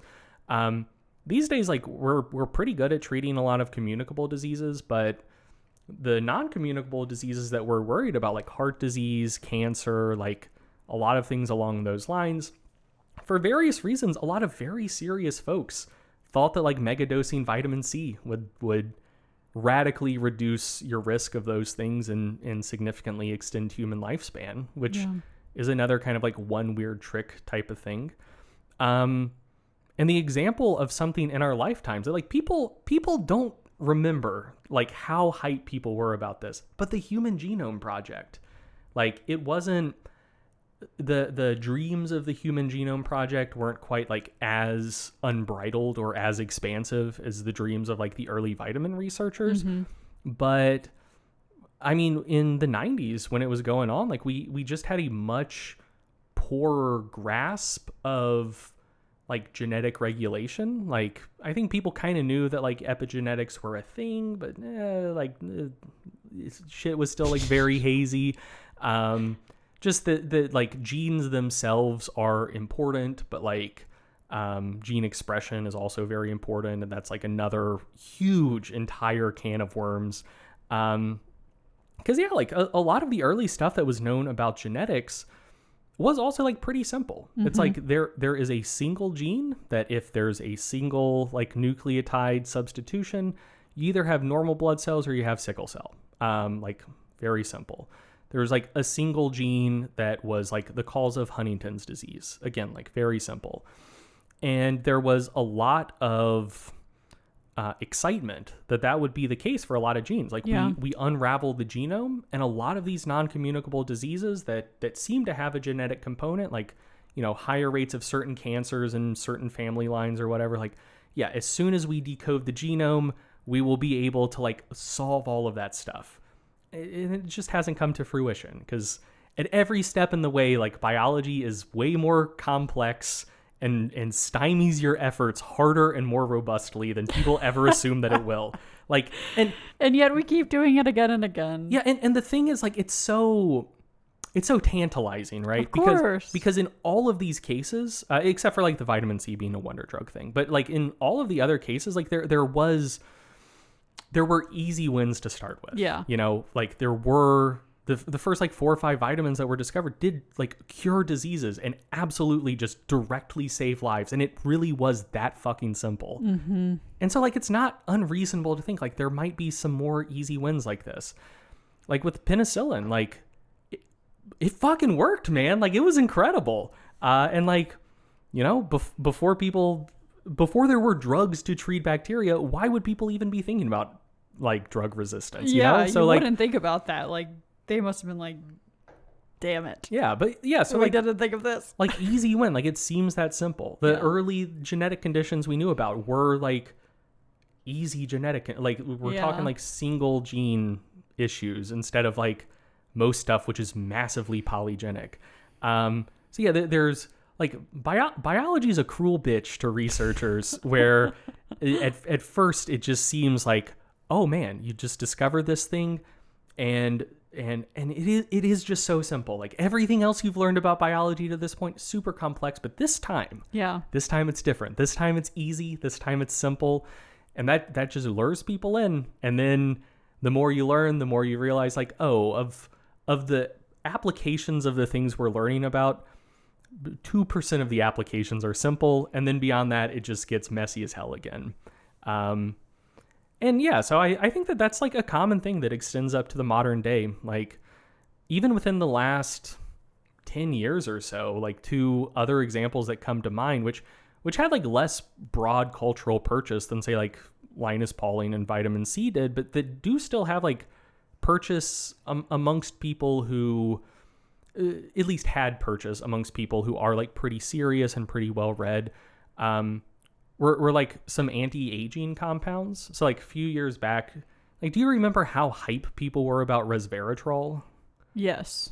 Yeah, like a lot of that stuff hasn't panned out. Like it was supposed to be a wonder drug that would like improve lifespan, basically an exercise mimetic in a way. Yeah, like it didn't really pan out. And a new one that like, I don't know if you've heard of this one. Have you heard of NMN? No. So it's nicotinamide adenine mononucleotide. Yeah, like it's actually a lot of the same people who were promoting resveratrol before. They were like, we may have struck out with resveratrol, but like, let's go again. Yeah, like this time we have it. You take NMN, like it's gonna help you be way healthier, live way longer, and like I'll believe it when I see it. You know, like there is a long history of just simple explanations, things seeming like wonder drugs or wonder interventions that just don't pan out over time. And yeah, like the sorts of claims, like it does seem like things are like gradually becoming like more and more epistemically grounded. Like it's less like, oh, we discover vitamins, we will cure all non-communicable diseases. And now it's more like, hey, like this thing will help like 70% of the things that might break down as you're aging, but like some stuff will still go. But it is like, it's the same DNA over time. Yeah. And it's easy to judge the early vitamin researchers, but I don't think we've actually come all that far. Yeah. Yeah. Okay. I think that's enough about vitamins. Yeah. Move on to minerals. Let's do it.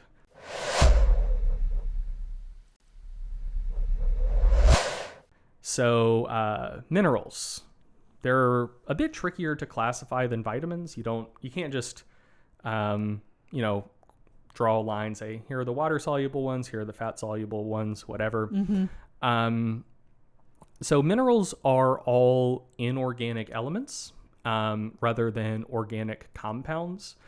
And we generally consider something to be a mineral if it is an element that is essential for normal health and development, excluding the 4 major elements found in organic compounds. So like, you wouldn't call like carbon a mineral. You wouldn't call nitrogen a mineral because, like we have this whole thing, organic chemistry. Yeah. Like that's where those things go.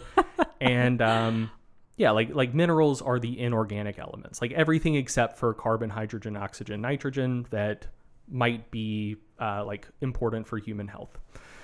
And so of the remaining elements, like the non-organic elements, we know for sure that some are essential for healthy development, good health, normal function. It's like, for example, calcium and magnesium. Like there's not any debate about that, mm-hmm. really. But there is like a surprising amount of scientific debate about some things that may or may not be minerals. Like they're definitely inorganic compounds. They definitely do something in the body, but then there's debate about like, are they actually critical for normal development, human health, etc. So I think like the best example of this would be chromium.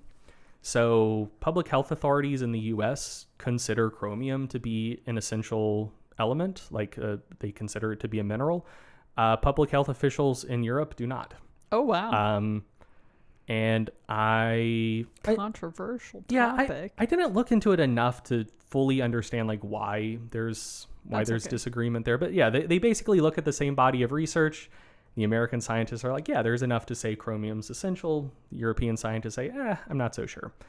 And then there are also elements that like the body seems to be adept at handling, and there's like circumstantial evidence to suggest that maybe they're essential, who knows, but like no critical function has been identified yet and may not be identified.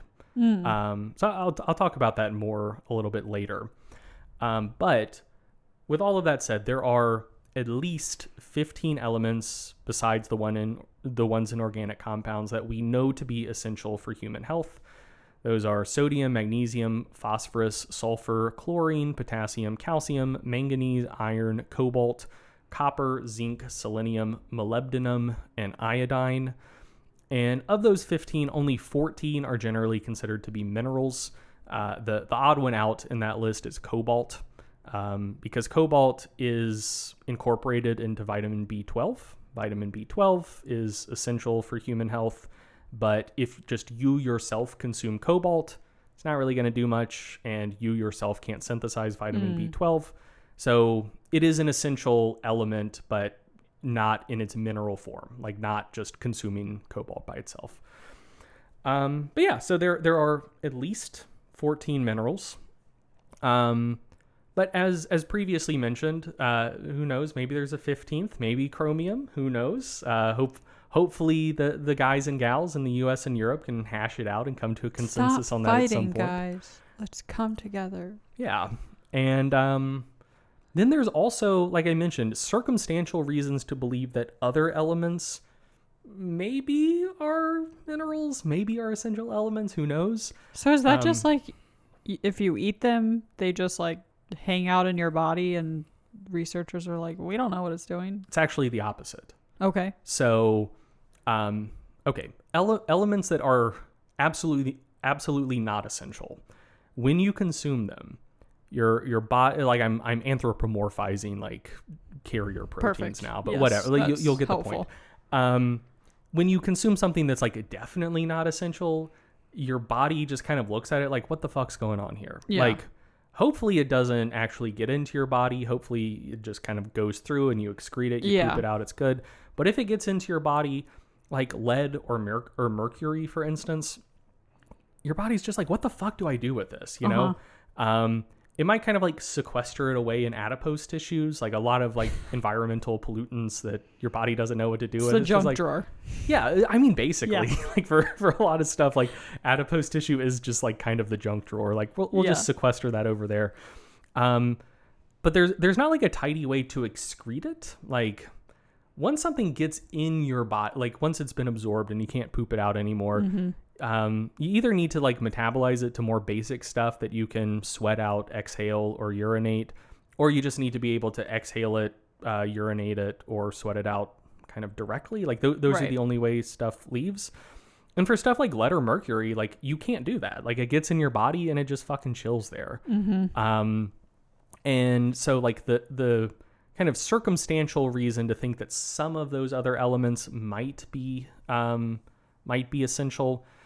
Did I already list them? I can't remember. The 15? No, the ones kind of in this category that may be essential. I don't think I did. Yeah, so the list is lithium, boron, fluorine, silicon, vanadium, nickel, bromine, and strontium. So like the commonality between them is that basically if you consume them and absorb them, your body acts like it knows what to do with them. Like there are carrier proteins that can link up with them. Like you can excrete them well. Like your body handles them the way it would handle other minerals. Like it seems like it knows what to do with them. Yeah.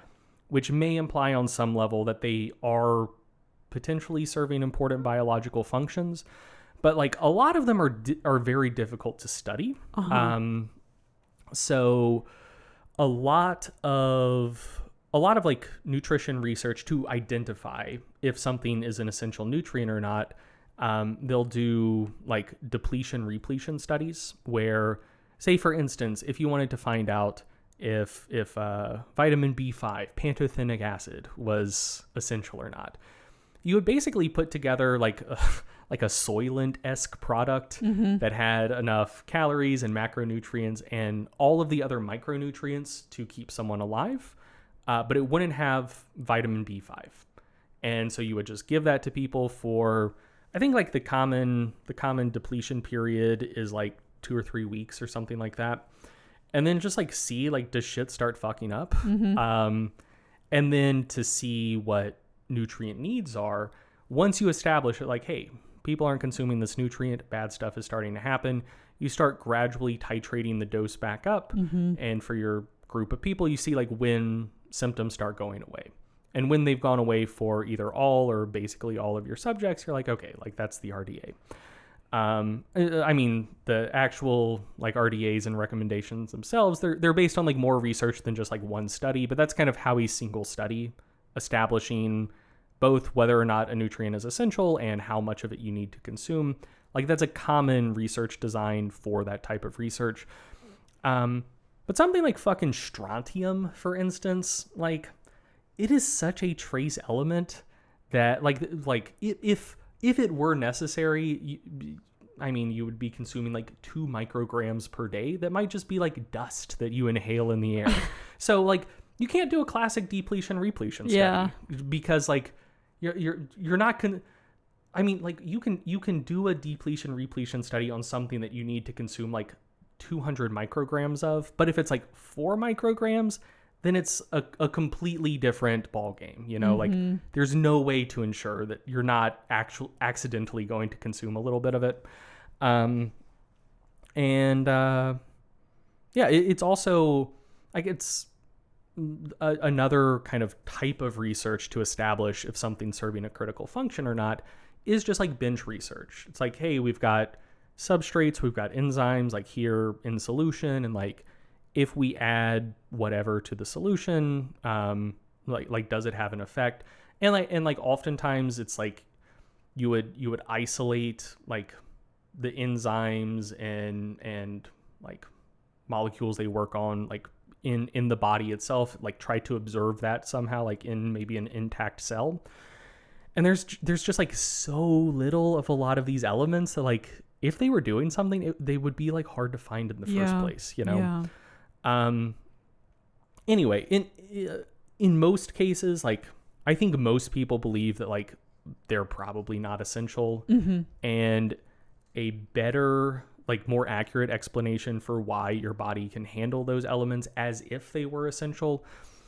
There are two potential explanations. One is that like maybe they were essential nutrients for something that we evolved from, and just like the proteins that would handle those other elements were just preserved by evolution. Yeah. Like there was no selection pressure to get rid of them. Right.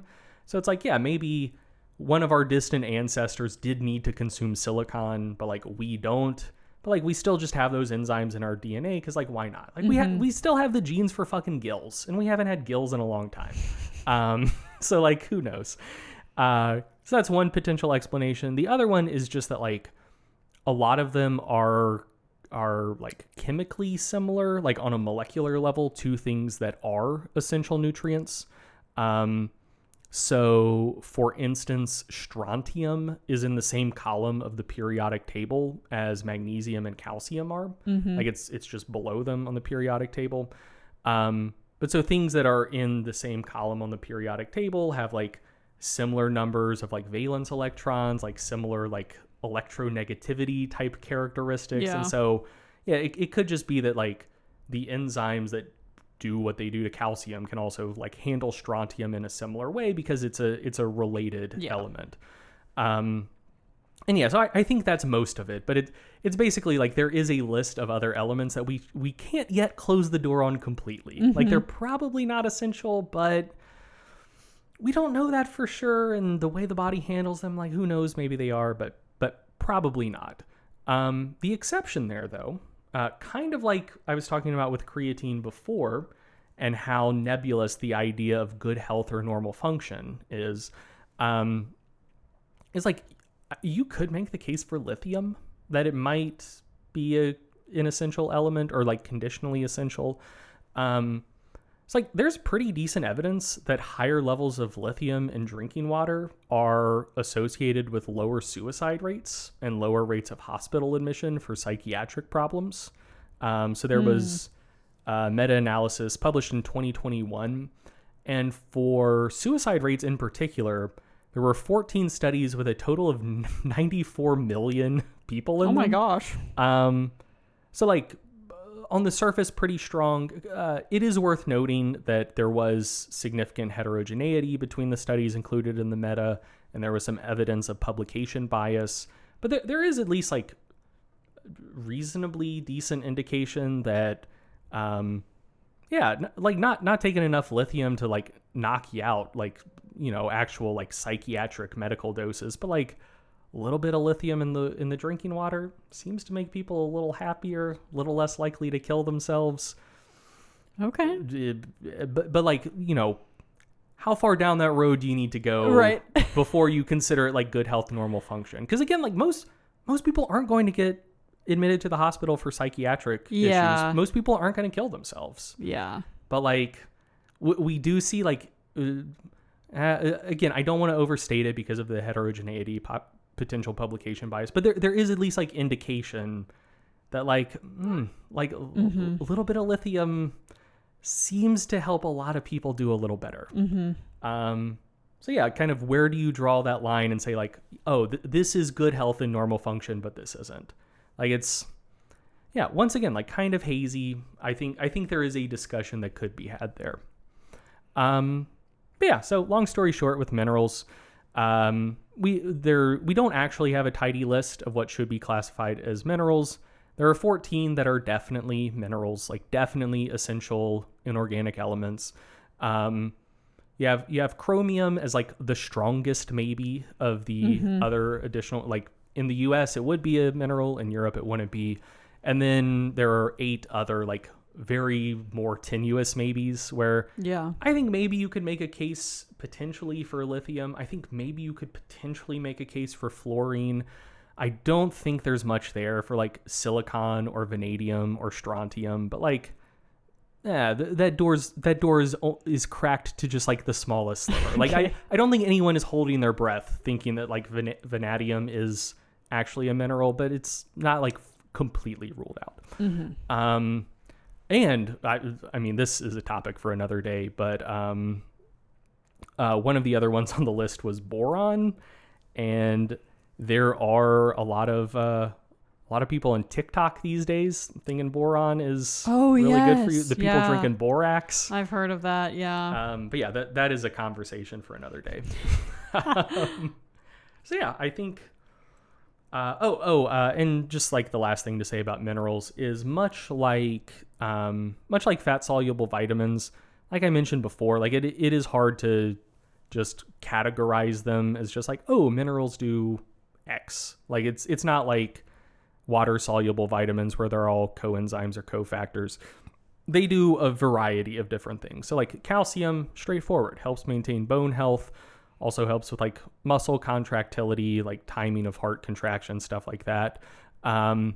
Sodium and potassium are primarily necessary for helping maintain the bioelectrical potential across membranes of cells to help with like nerve conduction and skeletal muscle contraction, like responding to the neural stimuli they get. Chlorine doesn't do a heck of a lot, but what it does do is extremely important. You need to consume chlorine so your body can make hydrochloric acid for your stomach, like to help with digestion. Iron is important because it's a component of hemoglobin and myoglobin, which your body uses to transport oxygen. Other minerals also just function as cofactors. Selenium, I'll talk about selenium more in a later episode, but it's wild. Like it's incorporated into these proteins called selenoproteins that do like a bunch of crazy shit. And selenium, no one fucking thinks about selenium, but as I was doing reading on this stuff, I think selenium is my favorite nutrient now, just because there's a lot of like there's a lot of weird shit about it. It was fun. But yeah, I think that's good for minerals. Okay, so we've done vitamins, we've done minerals. How about essential fatty acids? All right, so the name themselves tell you what it is. They're fatty acids. And they're essential. They're essential. They're necessary for normal health and function. Your body can't make them itself, though. So you need to get them from your diet. So they're all of the essential fatty acids are either classified as omega-3 or omega-6 fats.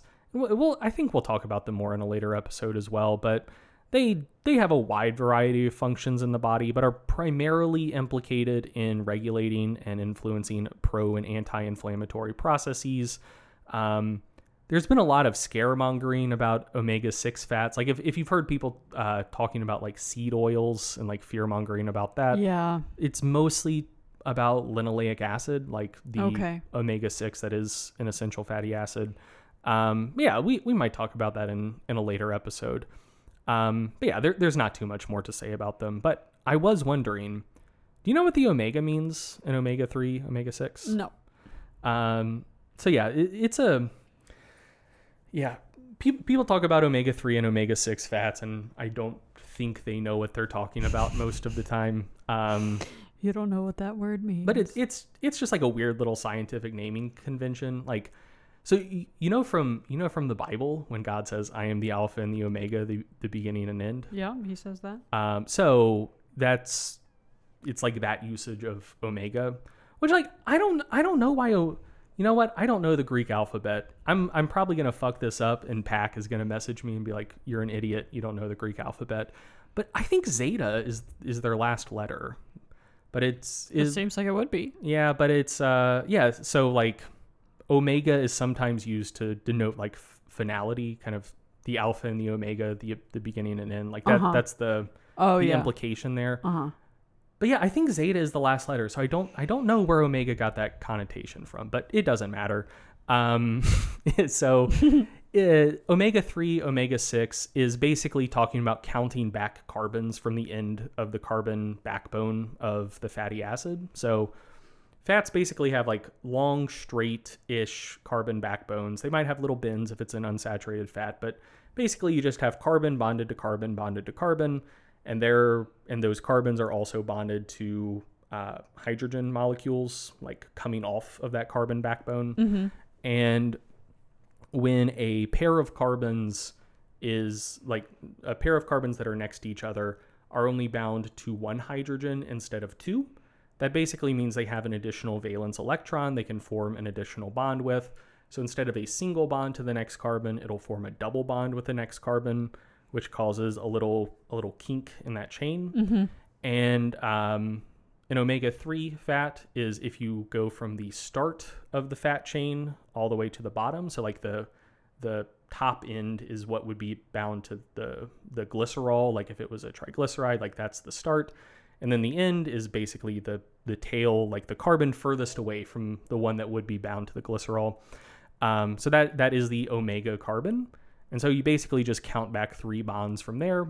And if that is a double bond, like a point of unsaturation, then it's an omega-3 fat. If you count back 6 and there's a bend there, then it's an omega-6 fat. I see.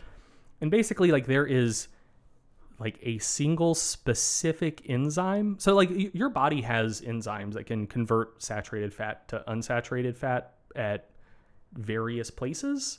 But like you need like enzymes are hyper specific a lot of the times.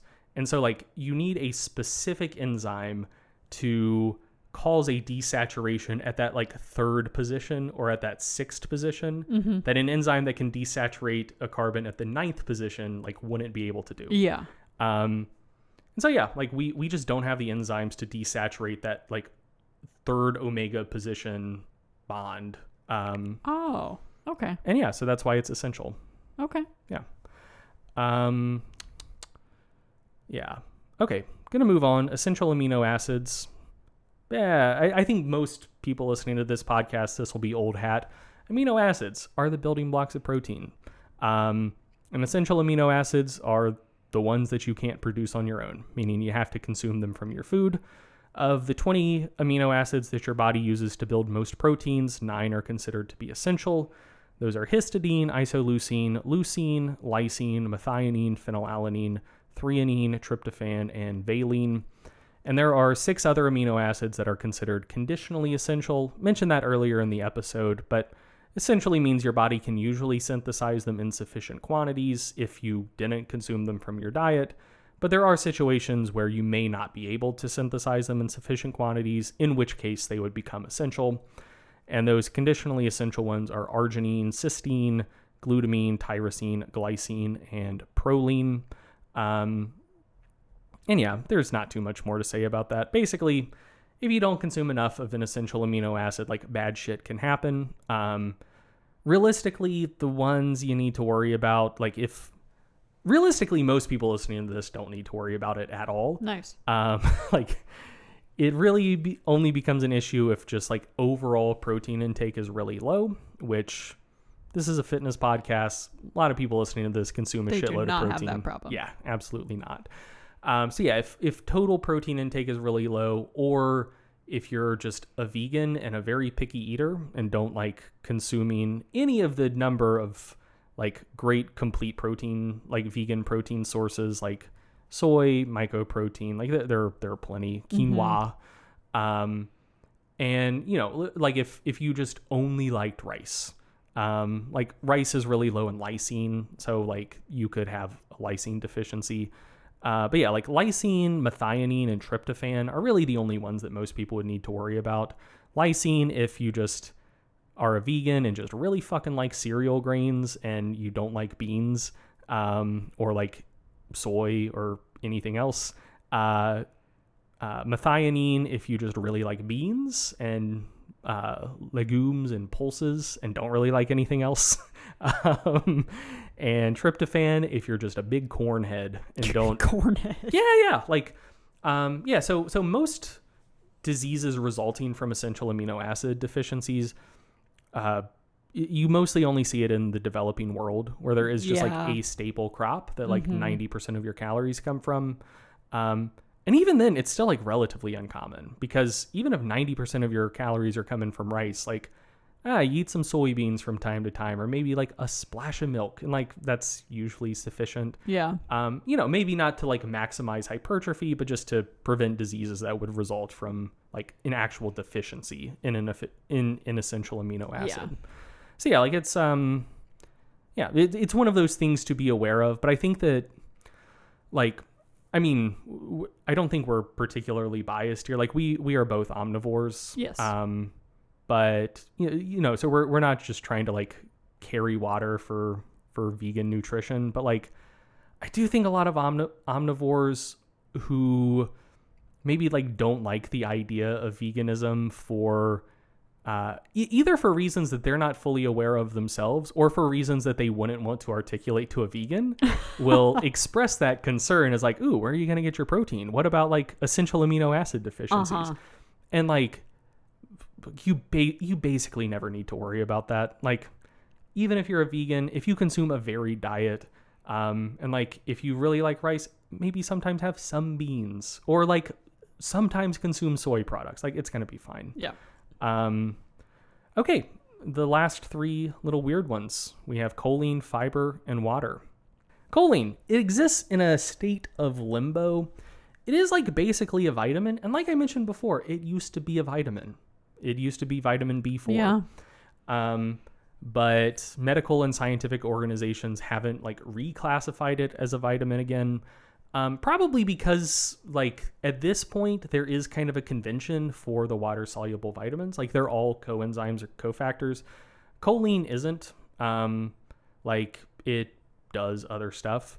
But yeah, your body can produce choline in your liver, but it doesn't produce enough for like the best possible health outcomes, much like niacin. And so, yeah, it doesn't neatly fit into any of the other categories of essential nutrients like vitamins, minerals, essential fatty acids, essential amino acids, but it is still an essential nutrient that's just kind of like hanging out in its own category. Choline is used to produce a couple phospholipids that help preserve the structural integrity of cell membranes. And it's also like an important component of acetylcholine, which is one of your body's most abundant neurotransmitters. And yeah, like used to be considered a vitamin, then it was kicked off the list, and then as of 1998, it was reestablished as an essential nutrient, which I do think is good to know. Like 1998 wasn't that long ago. Yeah. And most of the things related to vitamins were, yeah, like there was that like mad rush in the 35 years after the first vitamins were discovered. But like it is still an active topic of concern and research. Like within the lifetimes of most of the people listening to this, a new essential nutrient was added in the form of choline, which is fun. Moving on to fiber.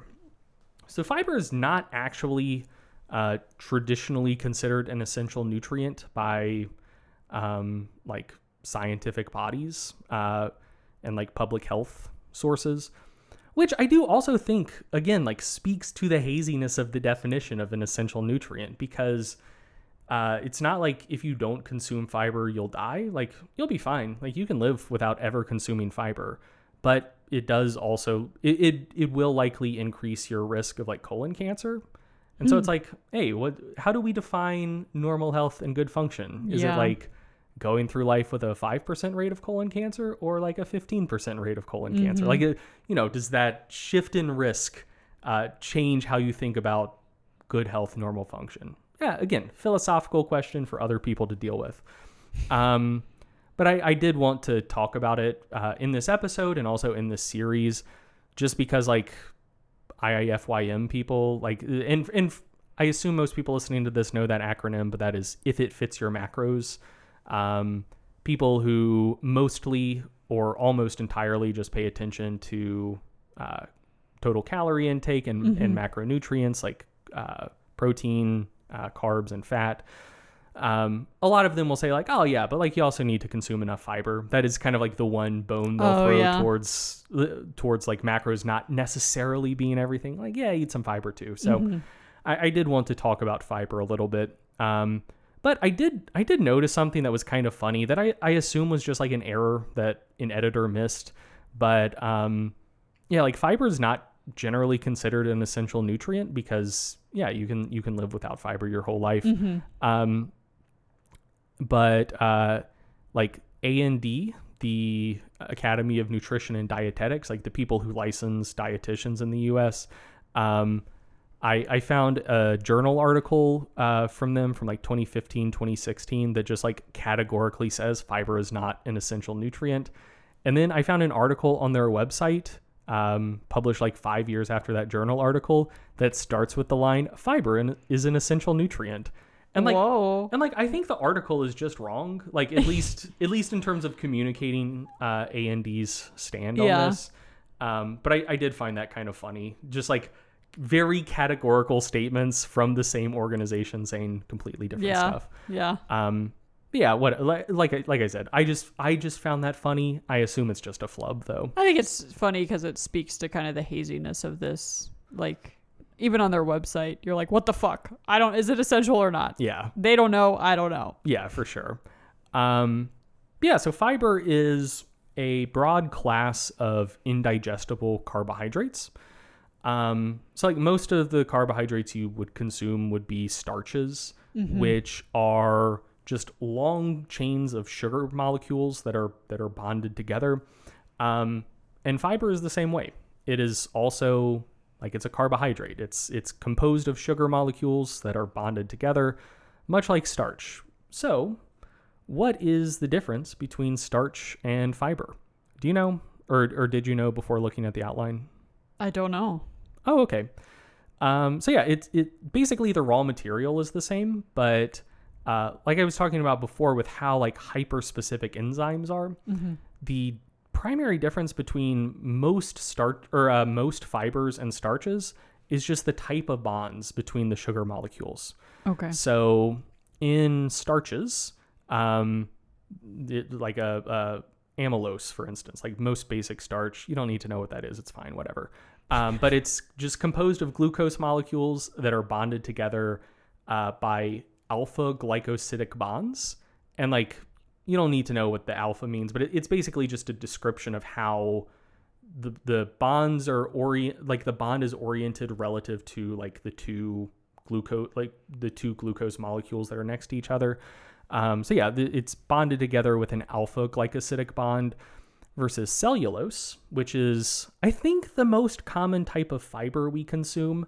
It's the primary structural component of plant cell walls. It is exactly the same as amylose. It is also just a long string of glucose molecules bonded together. But instead of it being alpha glycosidic bonds, it is beta glycosidic bonds, which same, like it's even still like covalent bonds. Like it's the same type of bond. It's the same molecules, but just like the orientation of it is a little bit different. And so it's a beta glycosidic bond instead of alpha. And we have enzymes that can break down alpha glycosidic bonds, so we can digest amylose just fine, and we can't digest cellulose at all. Can't even make a dent in it. Okay. Because we just don't have that correct enzyme. And yeah, like that is the main difference. So yeah, the difference between like a tree and a potato have similar carbohydrate content. But the reason we can eat and digest a potato and not a tree is that just the type of bonds between the glucose molecules, which I think is fun. So there are 3 fun little facts I have about fiber. Okay. One of them might be a fake fact, but we'll see. What? That's not a fact then. And if it's fake, I'll also give you the real one. Okay, so number 1 is, by and large, the enzymes that we produce to break down and digest carbohydrate are enzymes that break down alpha glycosidic bonds, not beta glycosidic bonds, like I was saying before. And the most notable exception to that is the enzyme lactase, which is what breaks down lactose. Yes. So yeah, lactose is a disaccharide, like it's composed of two sugar molecules. It's a galactose and a glucose molecule bonded together with a beta-glycosidic bond. And that may potentially at least partially explain why lactose intolerance is fairly common, just because like lactase itself is a weird enzyme. Yeah. Like we don't produce much of that type of enzyme, like an enzyme to break a beta-glycosidic bond. It's weird. Like we just don't do that. So I think that's cool. Like that is a potential partial explanation for why like lactose intolerance is relatively common, but like starch intolerance isn't. The one that might be fake news is the conventional explanation for where coal came from, charcoal, right? Like you burn it, get electricity. The conventional explanation for that also relates to how hard it is to break beta-glycosidic bonds. Okay. So the conventional explanation is that large plants produce a particular type of fiber called lignin, and the plants evolved the ability to produce lignin before the fungus that is predominantly responsible for breaking down lignant in dead plants before it evolved. So like there are like some little microorganisms that can break down lignin, but in terms of just being able to break down a shitload of it relatively quickly, there is like a particular like fungus that does most of that the world over. And not like one single species, but like kind of a class of fungi that do that. And so like there is some like fossil evidence, which is like kind of up for debate because like fungi don't fossilize that often or that readily. But there is like some evidence that plants evolved the ability to produce lignin before the particular type of fungus that breaks down lignin now, before it evolved the ability to do so by like, couple million years. And so basically during that interregnum, during that intervening period, plants grew, they died, like trees fell down, whatever. And like some of it could be broken down, but like the lignin, like a large portion of its carbohydrate content was just completely like nothing could break it down. It just fucking chilled there forever. And so over time, like kind of dead trees accumulated, they got buried by soil, pressure, blah, blah, blah, whatever, you get charcoal. And so like part of the evidence for that is that like coal does all seem to be like kind of around the same age. Like when people, I don't know when people think like the time of dispersal of like fossil fuels was like, hey, were we making oil in the Cretaceous period or just the Triassic? Like I don't know if people are thinking that. People are considering that. Like I think that sometimes. I don't know. That doesn't surprise me. I just kind of assume that there were like hundreds of millions of years or billions of years that like coal was forming, right, that we're digging up. But like in geologic terms, like most of the coal seem to have been laid down in a pretty thin like rock strata. Like okay. It seems to all be locatable within like a fucking long period of time, but like in geologic terms, a pretty short period of time. Yes.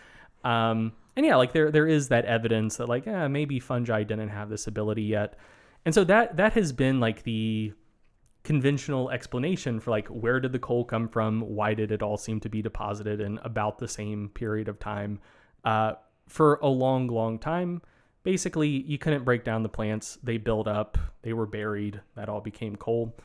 There is an alternate explanation that I do additional research for this podcast. Like I don't just repeat stuff that I like read for other purposes. And like I was thinking about it. I was like, that feels like a bit too much of a just so story. Let me read about this a little bit more.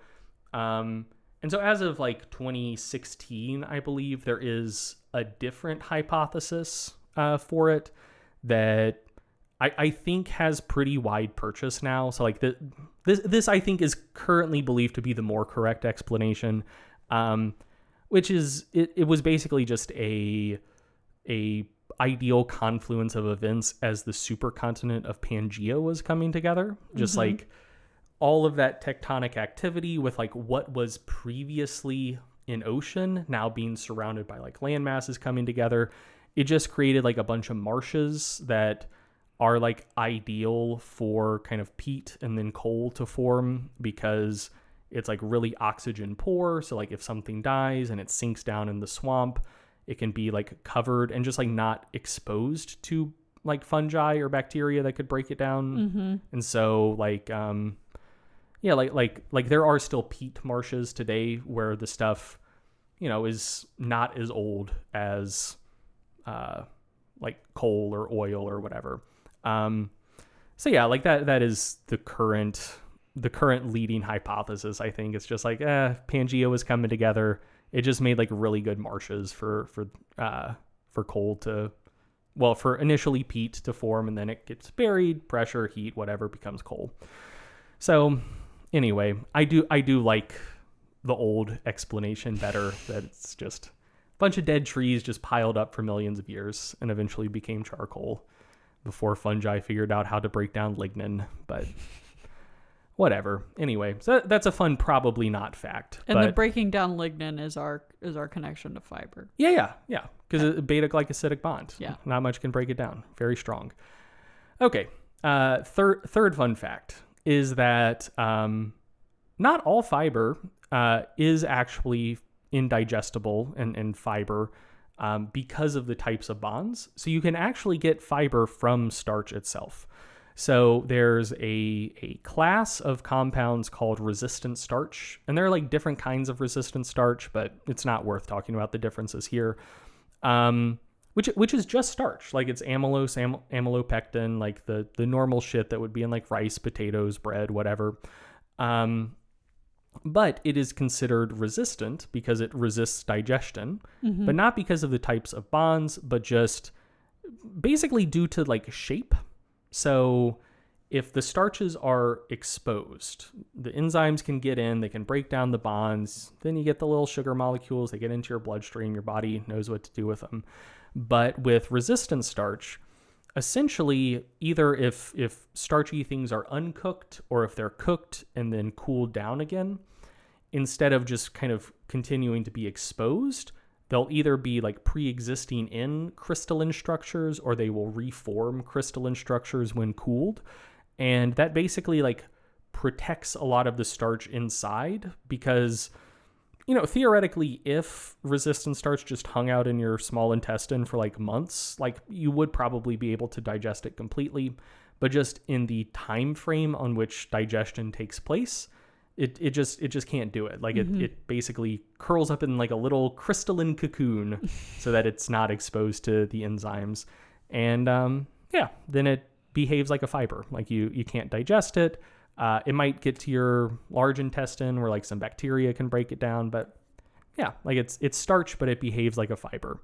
And it used to be considered kind of its own thing. Like people would talk about starch and fiber and kind of resistant starch as this whole separate thing that's just kind of between the two. But more and more often in recent years, I see like scientists and researchers just referring to resistant starch as a type of fiber, which is fun. So it's not all just about the bonds. Sometimes it's about the shape and crystalline structures. And we like crystals on this podcast, I guess. I don't know. I feel neutral about them. Actually, I don't. I'm not like woo-woo about crystals, but I do fucking love crystals. Like I think they're just We love cool. a crystal shop, yeah. Yeah, like I'm not gonna like purchase stuff and be like, oh yeah. Well, you did in Atlanta. Well, that was a ball of copper though. It wasn't a crystal. It was in a crystal shop. Yeah, but so dear listeners, I bought a ball of copper and it's one of the best purchases I've ever made. It is so satisfying to have something that's like, it's probably like an inch in diameter. But it's so much heavier than most things. A little smaller than a golf ball. Yeah, but it's just it has so much more heft than something that is approximately that size, and just a little thing that's kind of heavy. Like it's not, and it's shiny. It's cool. I love messing with it. It's one of the most fun things to fidget with. Anyway, it's good. But we're not crystal people. We're not. No.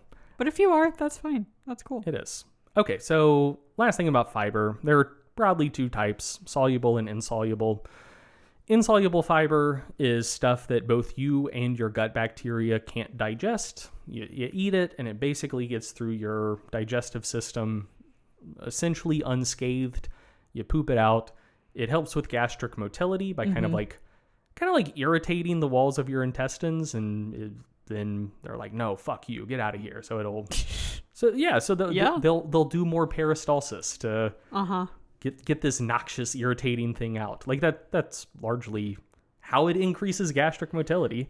I don't know what to tell you. Like it's gross, but that's correct. Yeah. Yeah. Also helps add bulk to feces, so it helps you stay regular. So yeah, if people are like, I'm taking fiber to help me poop, like it's probably insoluble fiber. Yeah. And then soluble fiber, you can't digest it, but your gut bacteria can. Largely, like not always, but typically. So you ferment it in your large intestine. And so like if you get gassy after eating fiber, it's probably from soluble fiber rather than insoluble. Like the gas is created by your intestinal bacteria breaking down the soluble fiber.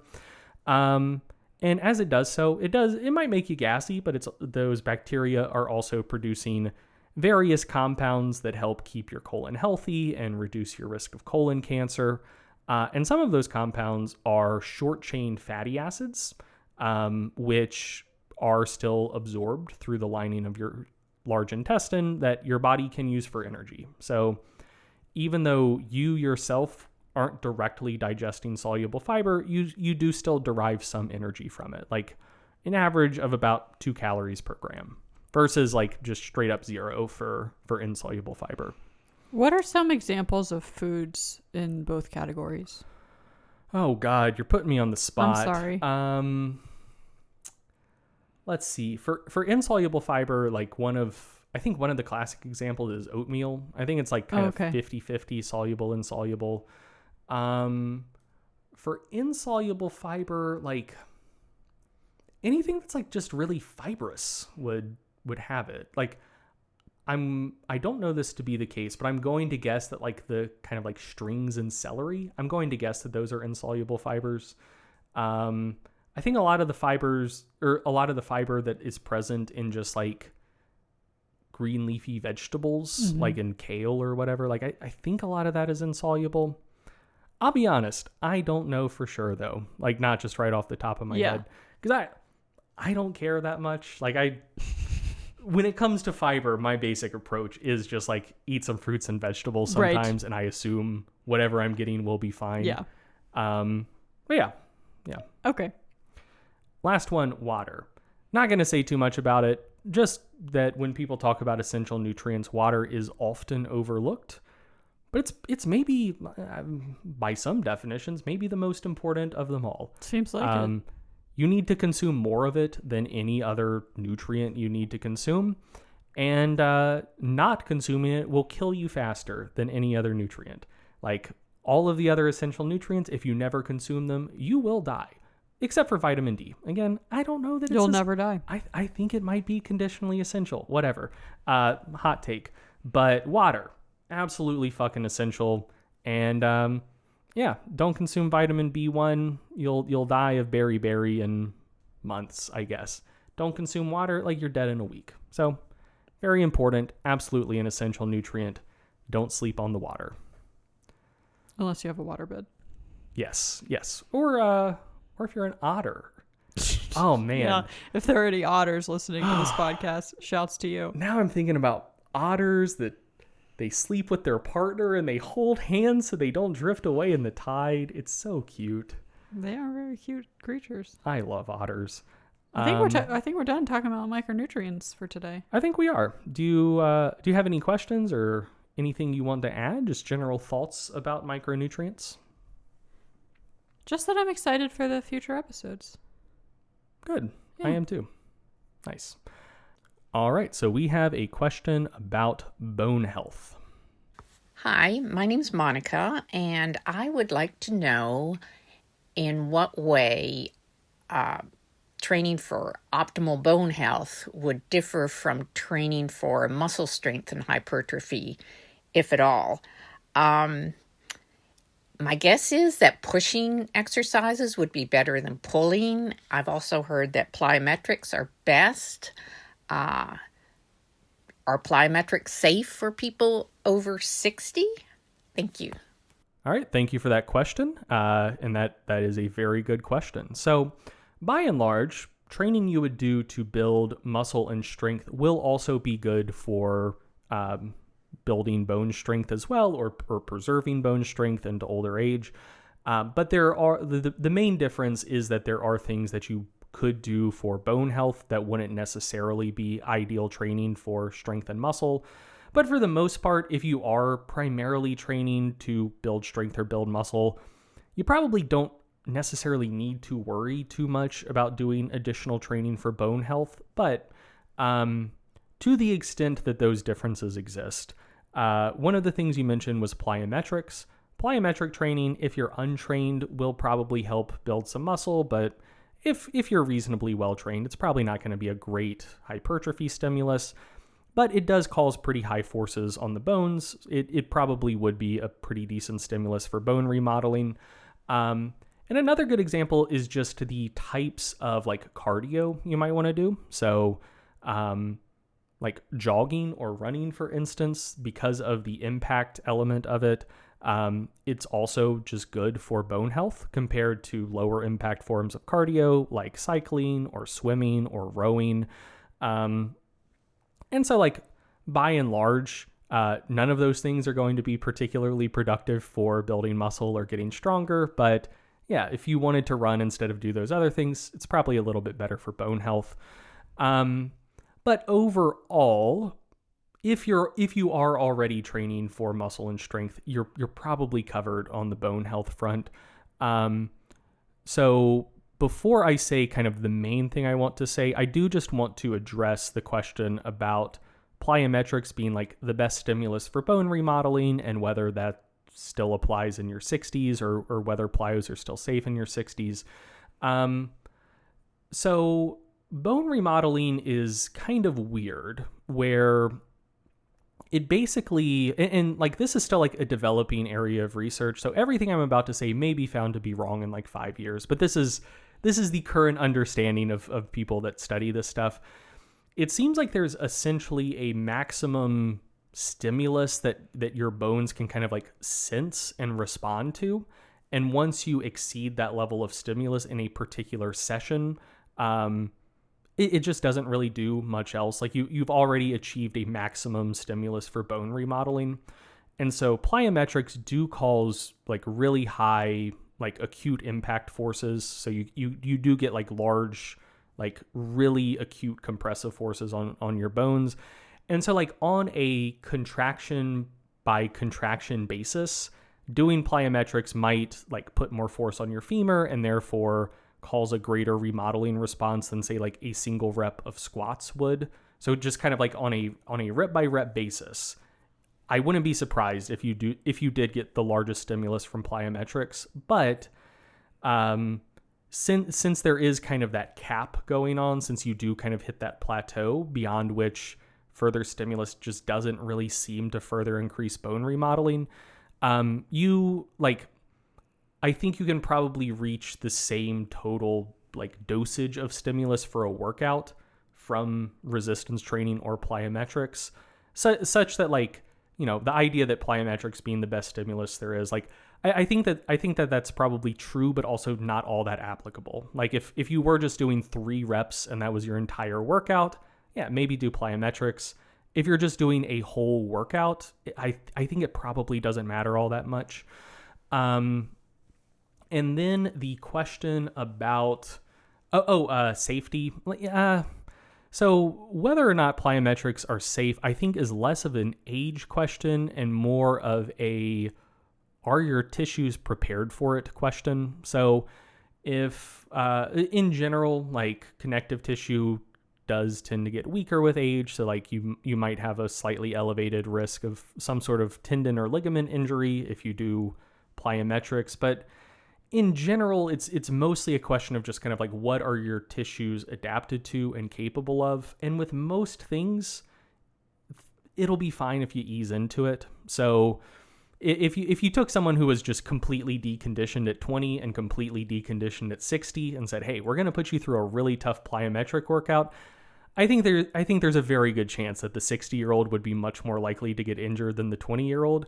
But if you took someone who had already been doing plyometric training like their whole life and now they're 60 years old, it's probably perfectly fine. Or if you haven't done plyometrics, but you just want to for whatever reason, I think you could probably work with a trainer to gradually build up to that, where instead of, say, doing like 18-inch depth jumps and like trying to, hit hard, jump high, like all of that, like really, really high reactive forces, just starting with like a 3-inch step down from a box where you just step off, absorb the force, boom, that's it. And just really, really basic stuff and build from there. I think you probably could do plyometrics, like plyometric type exercise safely at just about any age. It's just a question of whether or not you give your tissues enough time to adapt to that type of loading. But then the last and I think main thing I wanted to say about training for bone health is just that like resistance training itself is fine and probably more than sufficient for most people most of the time. So in the question, Monica said that she assumed that pushing exercises are probably better than pulling exercises, and I think the assumption underpinning that is a reasonable assumption people have when they think about like forces on your bones and bone remodeling with lifting, but is actually like not a great assumption. So that assumption is, I think, and Monica, if you weren't thinking this, I apologize, but I think a lot of people look at the forces on your body in lifting and mostly only account for external forces. And so like with a pressing exercise, for instance, like bench press, the bar is resting in your outstretched arms and the weight of the bar is pressing into your hands. So that is putting compressive forces on your bones versus like a row, for instance. Like it's the same basic motor pattern, but in reverse. But now, the weight is like pulling out. So like it's not putting the same compressive force on your bone. And so you assume that like, this is probably a worse stimulus than the pressing exercise would be.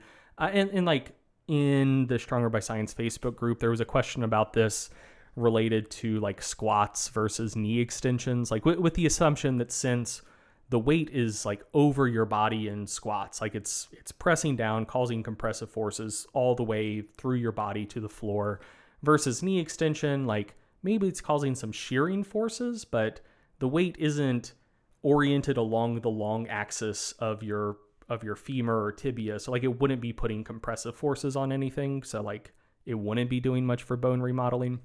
So the basic, like the basic bit of information about all of this stuff that like folks very, very frequently overlook is that most of the forces your muscles are experiencing is not from the load you're lifting. It's from your actual like muscle contractions themselves. Hey, just recording a quick correction in post. I meant to say that most of the forces your bones experience are the result of muscle contractions. Sorry, now back to the episode. And I always say this anytime this comes up because it blows people's minds, but it's completely true. Your muscles are so fucking strong. Like people don't realize this. Your muscles are so fucking strong. So, for instance, let's say your 1 rep max bicep curl with one arm is 10 pounds. Like not much weight at all. Seems like podunk nothing. Like, man, I'm so weak. I can only curl 10 pounds. Your biceps are probably contracting with around 100 pounds of force. So like your body has a very inefficient lever system, like a very efficient lever system for like flexibility, but really inefficient for moving large external loads. So if you think about where your bicep inserts on your forearm, it's very, very close to your elbow, versus your hand pretty far away from your elbow. So like the distance from where the load is to the axis of rotation for the joint is probably about 10 times greater than the distance from where your muscle inserts to the axis of rotation for the joint, which means that if you have 10 pounds in your hands, due to where your bicep is inserting, like it would need to contract with 100 pounds of force in order to move 10 pounds.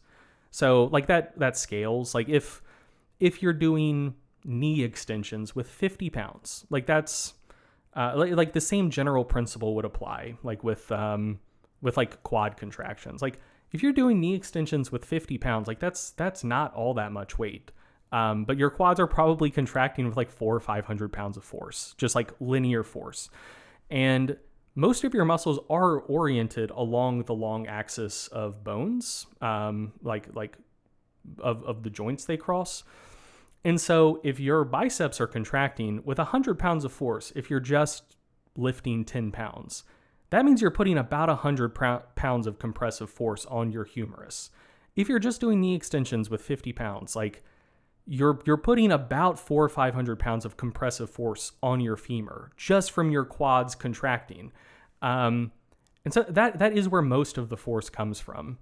And so, like a pressing exercise, there is also the additional external load of the bar, but the additional external load is so small compared to the forces your muscles themselves are generating, that like, yeah, it is probably technically true that the forces on your bones are a little bit higher in pressing than pulling exercises, but not enough to worry about because the external load is almost irrelevant.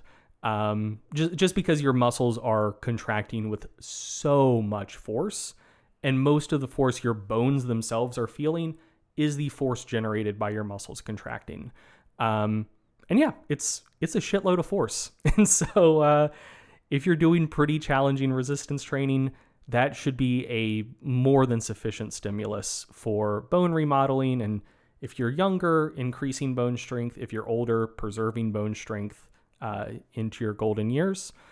And so yeah, there are some stimuli that are on the table for bone health that wouldn't necessarily apply for building muscle and strength, like plyos, like running instead of cycling or swimming. Like you can have like a slightly bigger toolkit, but if you're already doing resistance training, you probably just don't need to worry about it too much because resistance training itself is such a good stimulus because your muscles are so strong. They're putting very large forces on your bones. Okay, that is it for this episode. Thanks for listening. We'll talk to you again in 2 weeks with part 2 of this series, which I'm thinking at this moment will probably be a 3-parter, but we'll see. Until then, eat your fruits and veggies. Have a good couple of weeks. We love you. We appreciate you. And we'll talk to you again next time. Goodbye. Bye.